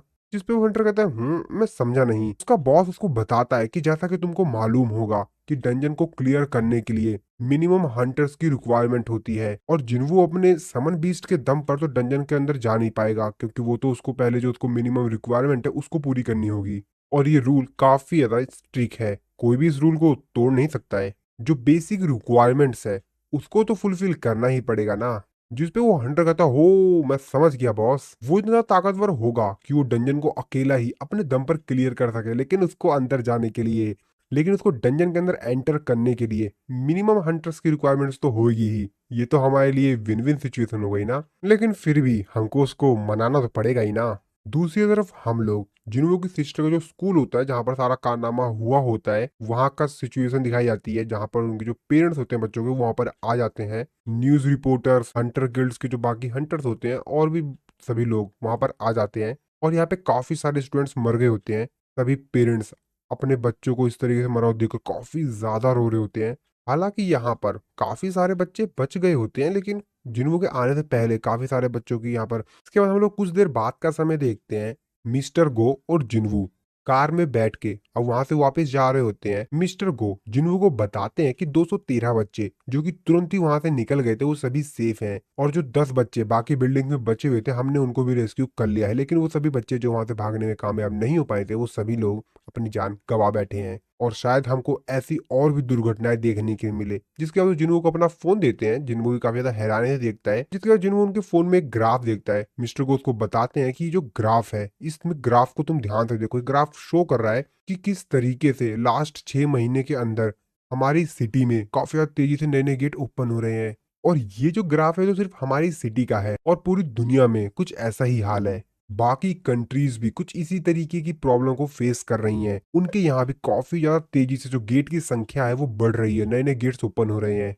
लेकिन हाँ, सिर्फ यही नहीं है जो कि बिल्कुल ही अजीब हो रहा है। एक और चीज है, जिस तरीके से गेट्स के जो नंबर्स हैं वो काफी ज्यादा तेजी से बढ़ रहे हैं, और उसी की दूसरी तरफ जो अवेक्ड हंटर्स हैं वो भी हमको काफी सारे देखने के लिए मिल रहे हैं। काफी सारे लोग इवेल्युएशन करवा रहे हैं और उसके बाद वो लोग अवेक्ड हो रहे हैं। दूसरी सरल भाषा में कहा जाए तो जिस तरीके से नंबर ऑफ गेट्स काफी ज्यादा तेजी से बढ़ रहे हैं, उसी तरीके से हंटर्स की जो संख्याएं हैं वो भी काफी ज्यादा तेजी से बढ़ रही हैं। जिन्हों में अपने मन में सोच रहा होता है कि ये तो बहुत ज्यादा बेकार सिचुएशन होती जा रही है, जिसके बाद जिन्हों मिस्टर गो से पूछता है कि सर वैसे वैसे आज आपने मेरे को क्यों बुलाया है। जिसके बाद मिस्टर गो उसको बताते हैं कि काफी सारे लोग जापान, यूनाइटेड स्टेट, चाइना, रसिया, फ्रांस और काफी सारे अदर कंट्रीज से वो तुमसे मिलना चाहते हैं मिस्टर जिन्वू। और वो उसको एक डॉक्यूमेंट देते हैं और उसको बताते हैं ये सभी के सभी डॉक्यूमेंट्स हैं जिसके अंदर ऑफिशियल रिक्वेस्ट है। मिस्टर गो आगे बोलते हैं कि मैं इतना तो पक्का हूं कि तुमको जरूर कुछ लोगों ने अनऑफिशियल तरीके से तुमसे कांटेक्ट करने की कोशिश की होगी। जिनको को भी याद आ जाता है कि हाँ भाई,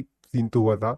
और अगर मैं एकदम सच बताऊं तो हंटर एसोसिएशन के पास भी इतनी पावर्स नहीं है कि वो उनको रोक सके। हम सिर्फ तुम्हारी जो पर्सनल इंफॉर्मेशन है उसको प्रोटेक्ट कर सकते हैं, अगर तुम रिक्वेस्ट करो तो। और तुम उनसे मिलना चाहो या ना मिलना चाहो ये तो सिर्फ तुम्हारे ऊपर है। और अगर तुम कोरिया को लीव करना चाहते हो, छोड़ना चाहते हो, तो मुझे डर है कि शायद हमारी जो कंट्री है वो तुम्हारे इस तरीके से चले जाने से, यहाँ से जो यहाँ पे दुर्घटनाएं हो रही हैं, शायद उसको अच्छे से अडेप्ट ना कर पाए। जिसके बाद वो जिन्वू को एक हॉस्पिटल के आगे छोड़ देते हैं और मिस्टर को उसको बताते हैं कि ये वही हॉस्पिटल है जहाँ पे तुम्हारी सिस्टर को लाकर एडमिट किया गया है। जब जिन्वू वहां से जा रहा होता है तो मिस्टर को उससे बोलते हैं कि मिस्टर जिन्वू, कि मेरे पास जितनी पावर है उसके हिसाब से जो कुछ भी हो सकता है, जितने भी रिसोर्सेज हो सकते हैं, मैं वो आपको प्रोवाइड करवा दूंगा। लेकिन प्लीज आप यहीं पे रहिएगा। हमारी कंट्री के पास 10 ऑफिशियल एस रैंक के हंटर्स थे आपको मिलाकर। उनमें से 3 को हमने खो दिया है, 2 बीस्ट के हाथों मारे गए और एक ने यूनाइटेड स्टेट चला गया। और हंटर एसोसिएशन इस मैटर को इग्नोर नहीं कर सकता। हम अपनी पूरी कोशिश कर रहे हैं कि ऐसा ना हो। तो प्लीज मिस्टर जिन्वू आप हमको बताइएगा अगर आपको कोई भी प्रॉब्लम हो तो। जिन्वू थोड़ा सोचता है, फिर वो रिप्लाई देता है और कहता है कि अगर ऐसी बात है तो मैं चाहूंगा कि मैं हाई रैंक के जो गेट्स हैं उसके अंदर अकेला जाऊं। तो क्या आप मेरे लिए ऐसा कर सकते हैं। मिस्टर को उससे कहते हैं क्या तुम मेरे से ये कहना चाहते हो कि जो मिनिमम कैपेसिटी रिक्वायरमेंट है। जिन्वू कहता है कि हाँ। मिस्टर को उसको बताते हैं कि जो लॉ बनाया गया है वो हंटर्स की सेफ्टी के लिए बनाया गया है, और ये हमको जो खतरनाक चीजें डंजन में से आती हैं या डंजन के अंदर जब कोई जाता है तो काफी ज्यादा बड़ी दुर्घटना ना हो जाए उससे बचाती है। इससे हंटर्स की जो जान है वो भी बचती है। तभी मिस्टर को कहते हैं एक मिनट एक मिनट, तो इसका मतलब इसीलिए तुमने अपना खुद का गिल्ड बनाया। जिन्वू कहता है कि बिल्कुल।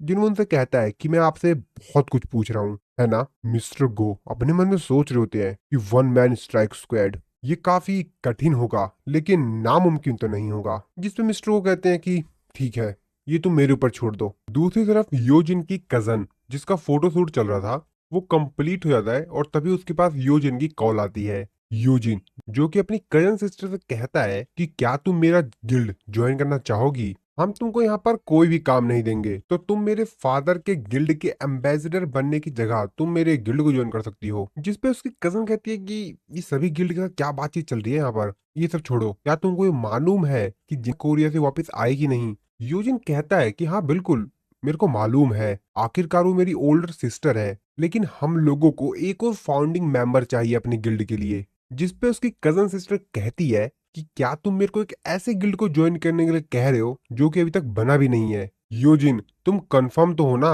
कहीं कोई इंसान तुमको बेवकूफ तो नहीं बना रहा है, देख लेना कहीं वो तुम्हारे साथ स्कैम कर रहा हो। जिसपे यूजिन को कहता है कि हाँ हाँ बिल्कुल, क्यों नहीं, अगर मैं तुमको उस स्कैम बनाने वाले बंदे का नाम बताऊंगा तो तुम शायद शॉक हो जाओगे उसका नाम सुनकर। जिसपे उसकी कजन सिस्टर से कहती है कि कौन है वो। इसके बाद हम लोग कुछ देर समय बाद का सीन देखते हैं जहां पर जिनवू भी आ गया होता है गिल्ड में वापस। जिनवू यूजिन से बोलता है कि अच्छा तो ये वही है जिससे तुम मेरे से बात कर रहे थे, तो तुम इससे ही मिलवाना चाहते थे मेरे को। यूजिन इंट्रोडक्शन देते हुए कहता है कि हाँ बिल्कुल सर, ये मेरी कजन है यो शोइन, और ये एक सर्टिफाइड ए रैंक की हंटर है।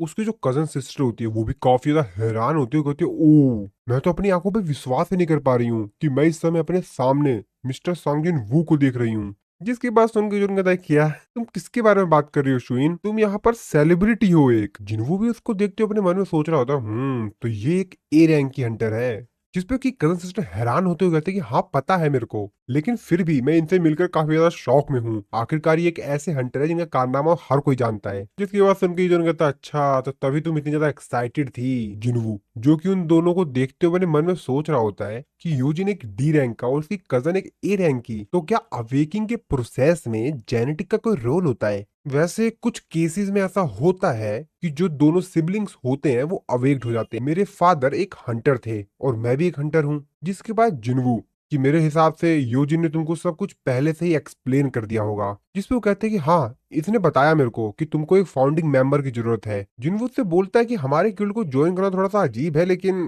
तुम समझ गए ना क्या करना है तुमको। जिसपे वो कहते हैं कि हाँ कुछ भी चलेगा, यो जिन सुंग के साथ काम करने से तो बेहतर ही है। जिसपे जिनवू कहता है यो जिन सुंग अब ये कौन है। योजिन जिन्वू के पास आता है, उसके कान में बताता है कि एक्चुअल में ये मेरा ओल्डर ब्रदर है सर। तभी शोयून जिन्वू से बोलती है कि क्या वैसे मैं एक सेल्फी ले सकती हूँ आपके साथ, ताकि मैं सोशल मीडिया पे इसको पोस्ट कर सकूं, अगर आपको कोई दिक्कत ना हो तो। दूसरी तरफ हम लोग हंटर एसोसिएशन में एक मीटिंग को देखते हैं। वो मिस्टर गो के ऊपर चिल्ला रहा होता है, उनको कह रहा होता है तुम पागल हो गए हो क्या, तुम चाहते हो कि हम समन बीस्ट को एक स्ट्राइक स्क्वाड के मेंबर की तरह मान लें। ये बिल्कुल बेकार की बात है और इसमें कोई भी सेंस नहीं है। हम इस बात को सिर्फ इसलिए माने क्योंकि सांग जिन वो ने अपनी खुद की एक गिल्ड बना ली है, और अगर ये एक प्रेफरेंशियल ट्रीटमेंट नहीं है तो मुझे नहीं मालूम। हंटर एसोसिएशन इसलिए एग्जिस्ट करता है क्योंकि वो सभी हंटर्स की भलाई चाहता है, ना कि सिर्फ सांग जिनवू की। तो प्लीज आप मुझे खुद ही समझाइए कि क्या है ये सब। जिसपे मिस्टर गोन से कहते हैं कि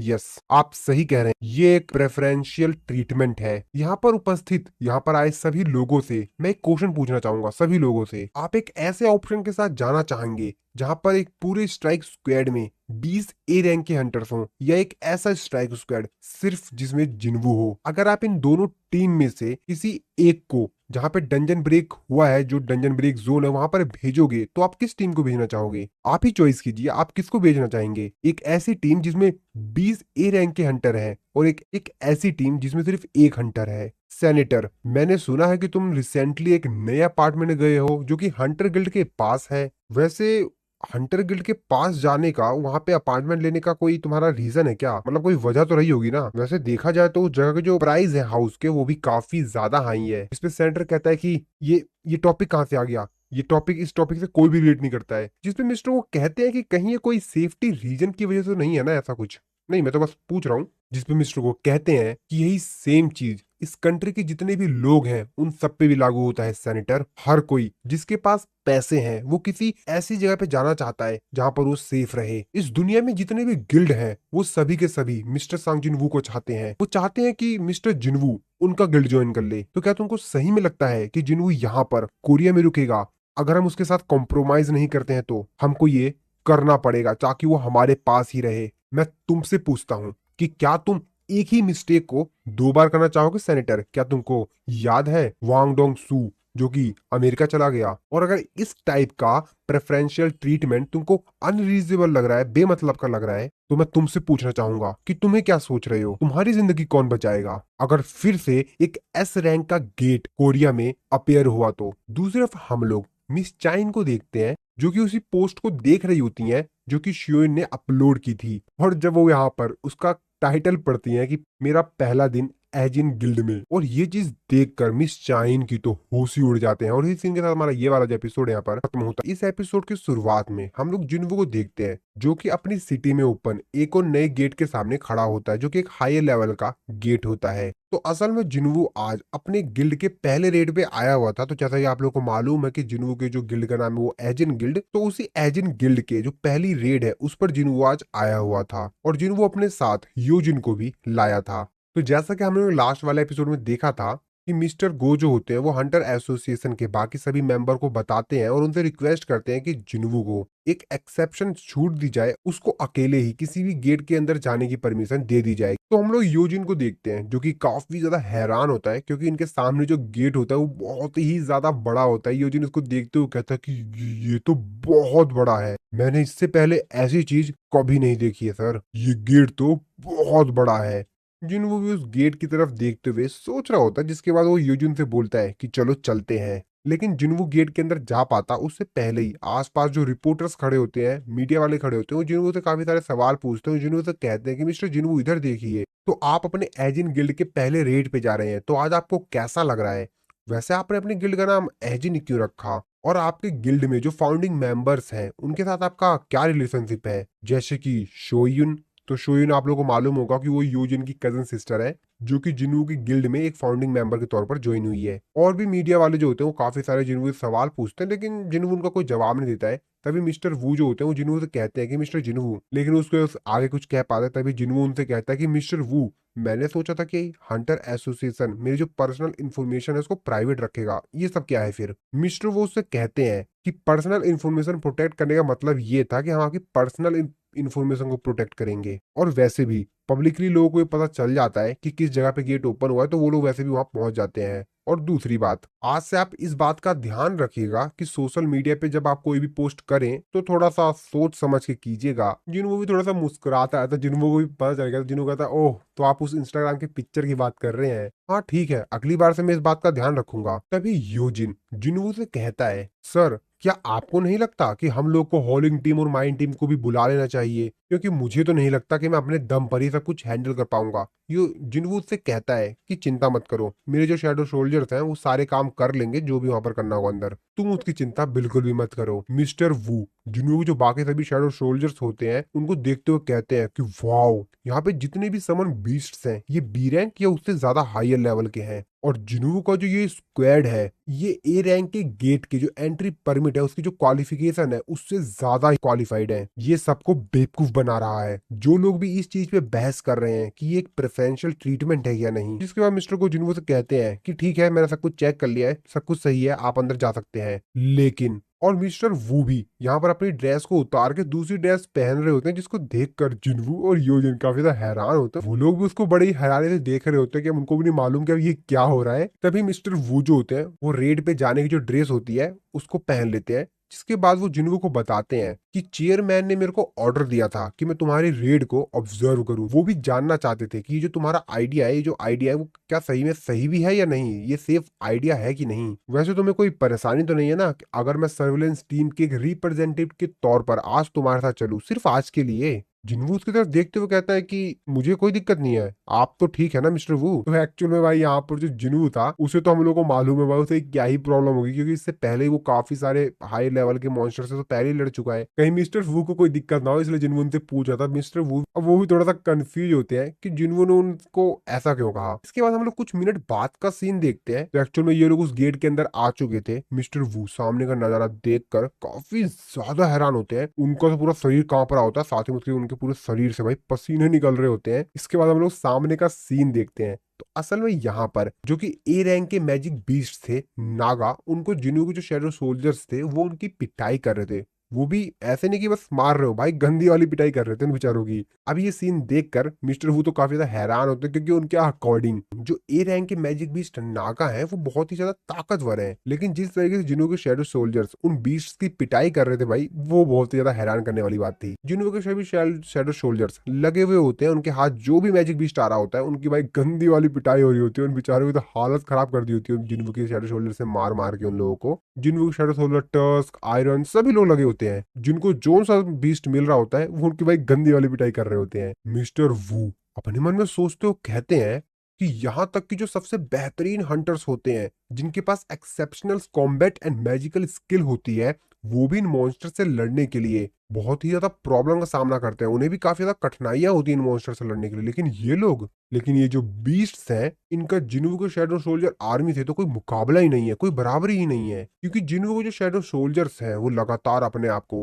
रीजनरेट कर रहे हैं। तो एक्चुअली जिन्हों के शेडो सोल्जर्स थे वो अपने आप को बार बार हील कर रहे थे। तो जैसे ही वो मॉन्स्टर जिन्हों के शेडो सोल्जर्स को थोड़ा सा भी घायल कर रहे थे, वो अपने आप को तुरंत हील कर ले रहे थे, फिर रीजनरेट कर लेते अपने आप को और फिर उनकी पिटाई कर रहे थे। मिस्टर वो आगे कहते हैं, लेकिन उनमें से एक स्पेशली ये वाला, तो वो यहाँ पर इग्रीस की बात कर रहे थे। तो जैसा कि आप लोगों को मालूम है, जिन्हों को जो शेडो सोल्जर इग्रीस है वो स्वॉर्ड मैन है, वो काफी ज्यादा शार्प है। उसकी जो स्वॉर्ड मैन की जो स्किल है उसमें, तो अपनी जो स्वॉर्ड स्किल थी उसकी मदद से यहाँ पर जितने भी मॉन्स्टर्स थे भाई, उनमें से मतलब बहुत सारे मॉन्स्टर्स थे, उनको एक ही बार में काफी ज्यादा तेजी से स्वॉर्ड घुमा रहा था और भाई सबको एक ही बार में खत्म कर दे रहा था। मिस्टर वो अपने मन में सोचते हो कहते हैं कि सिर्फ हाईएस्ट लेवल के जो मेज होते हैं, सिर्फ वही लोग लाइटनिंग मैजिक का इस्तेमाल कर सकते हैं। लेकिन ये जिस तरीके से जितनी बार भी अपनी स्वॉर्ड को घुमा रहा है, हर बार ये काफी ज्यादा पावरफुल है। और जिन्हों का शेडो सोल्जर इग्रीस, उसके सामने काफी सारे मॉन्स्टर्स आ जाते हैं और वो अपनी स्वॉर्ड घुमाता है, उसमें से भाई लाइटनिंग की स्पीड से लाइट निकलती है और जितने भी मॉन्स्टर्स उसकी स्वॉर्ड के सामने आ रहे होते हैं उन सबको एक ही बार में खत्म कर देता है। मिस्टर वू ये नजारा देखकर काफी ज्यादा हैरान होते हैं भाई, उनके पूरे शरीर से पसीने छूट रहे होते हैं। अपने मन में सोच रहे होते हैं कि क्या ये एक ए रैंक का है? नहीं नहीं नहीं नहीं, जरूर ये उससे ज्यादा हायर रैंक का होगा। क्या मैं इससे जीत भी पाऊंगा अगर मैं 1-on-1 फाइट करूं तो इससे? अब मुझे तो भाई ये समझ में ये नहीं आ रहा है कि मिस्टर वू ऐसा सोच ही क्यों रहे हैं। भाई अगला एक स्ट्राइक मार रहा है और इतने सारे मॉन्स्टर्स को निपटा दे रहा है, तभी वहां पर जो एक मॉन्स्टर की बॉडी पड़ी हुई होती है, उसके बाद जिन्हों को जो एक शेडो सोल्जर होता है एंड मॉन्स्टर में से, वो आता है और उसको खाने लगता है। जिन्हों तभी उसके पास आता है और उसको खींच के भाई एक किक मारता है और वो बेचारा जो जिनको शेडो सोल्जर होता है काफी ज्यादा दूर जाके गिरता है। उसको जिनको कहता है कि मैं तुमसे कहा था ना कि इनको खाना मत। तुमको कोई आइडिया भी है जो बीस्ट के कॉर्प्स हैं ये कितने ज्यादा वैल्यूएबल हैं? और जिनको के बाकी जो शेडो सोल्जर्स होते हैं यहाँ पर माइनिंग वगैरह कर रहे होते हैं क्रिस्टल की, जिन उन लोगों को चिल्लाते हुए कहता है कि और तुम सभी लोग जल्दी जल्दी उन माना क्रिस्टल की माइनिंग करो। मिस्टर वू अपने मन में सोच रहे होते हैं कि जिन्फू इतना ज्यादा कैपेबल है कि ए रैंक के डंजन को क्लियर कर सकता है, माना क्रिस्टल को माइनिंग कर सकता है, और भी जो कुछ भी डंजन के अंदर मिलता है वो सब कुछ अकेला अपने दम पे कर सकता है।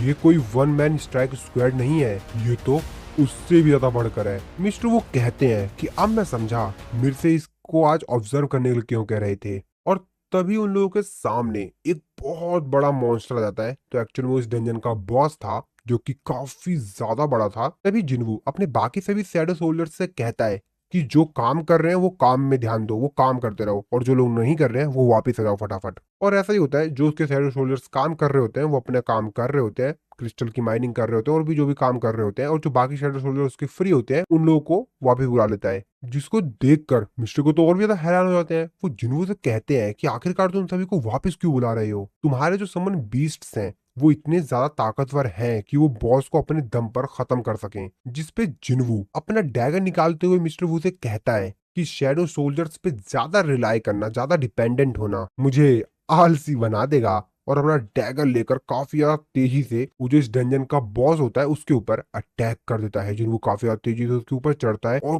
काफी ज्यादा स्पीड से उसके सर के पास जाता है और वहां पे कट लगाता है और उसको खत्म कर देता है। अब भाई ये वाला नजारा देखकर मिस्टर वू के तो होश ही उड़ जाते हैं, क्योंकि भाई जिन्वू ने यहाँ पर एक ही हिट में उस बॉस को हरा दिया था।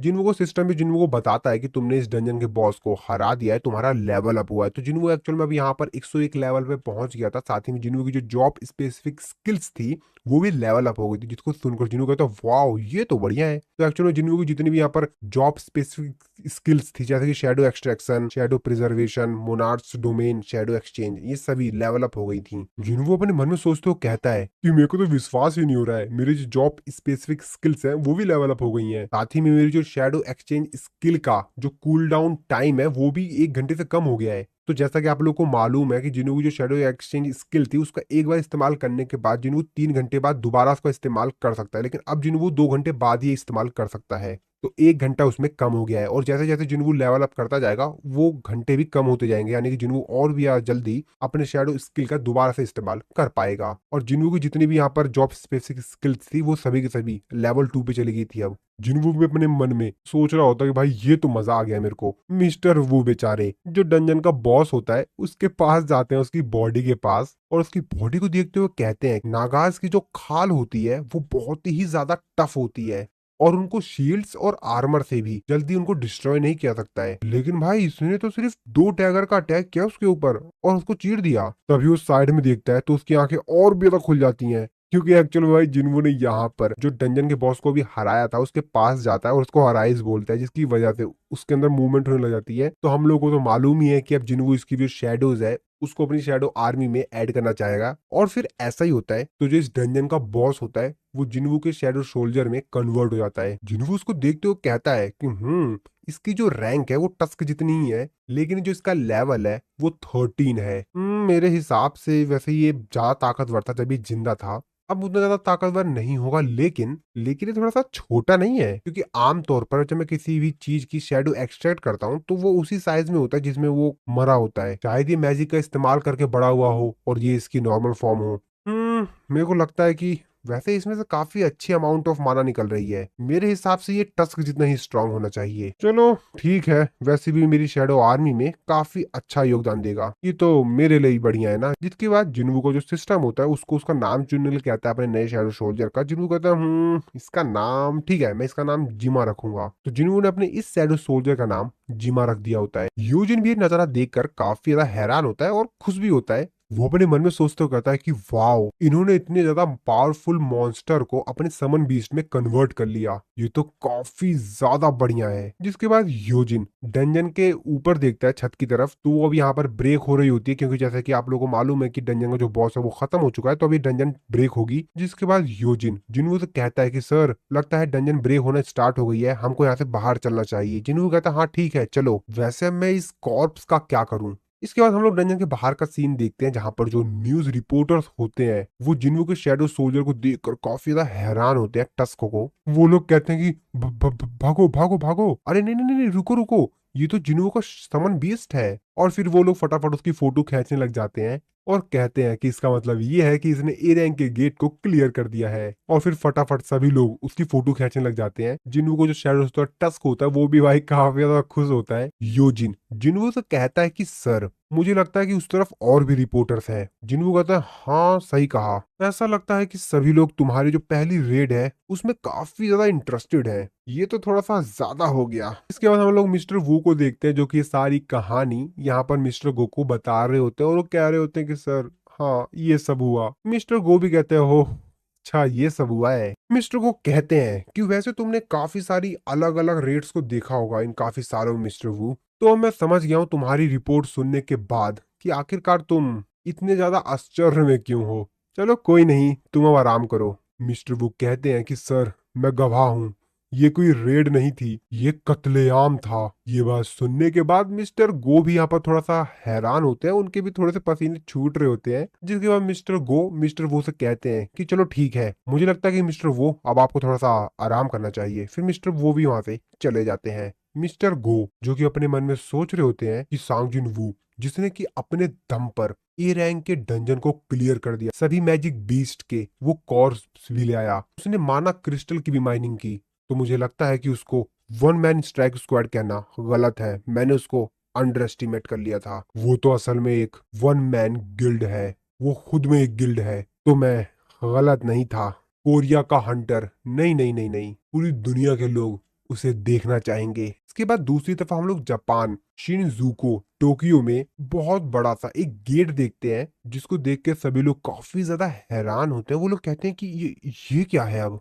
Oh my God. सभी लोग उस गेट को देख के काफी ज्यादा हैरान होते हैं, क्योंकि ये गेट काफी ज्यादा बड़ा था। और इसी सीन के साथ हमारा ये वाला जो एपिसोड है यहाँ पर खत्म हो जाता है। तो आशा है आप लोग को वीडियो अच्छी लगी होगी। वीडियो अच्छी लगी तो वीडियो को लाइक कर दीजिएगा। मिलता हूं मैं आपको अपनी नेक्स्ट वीडियो में।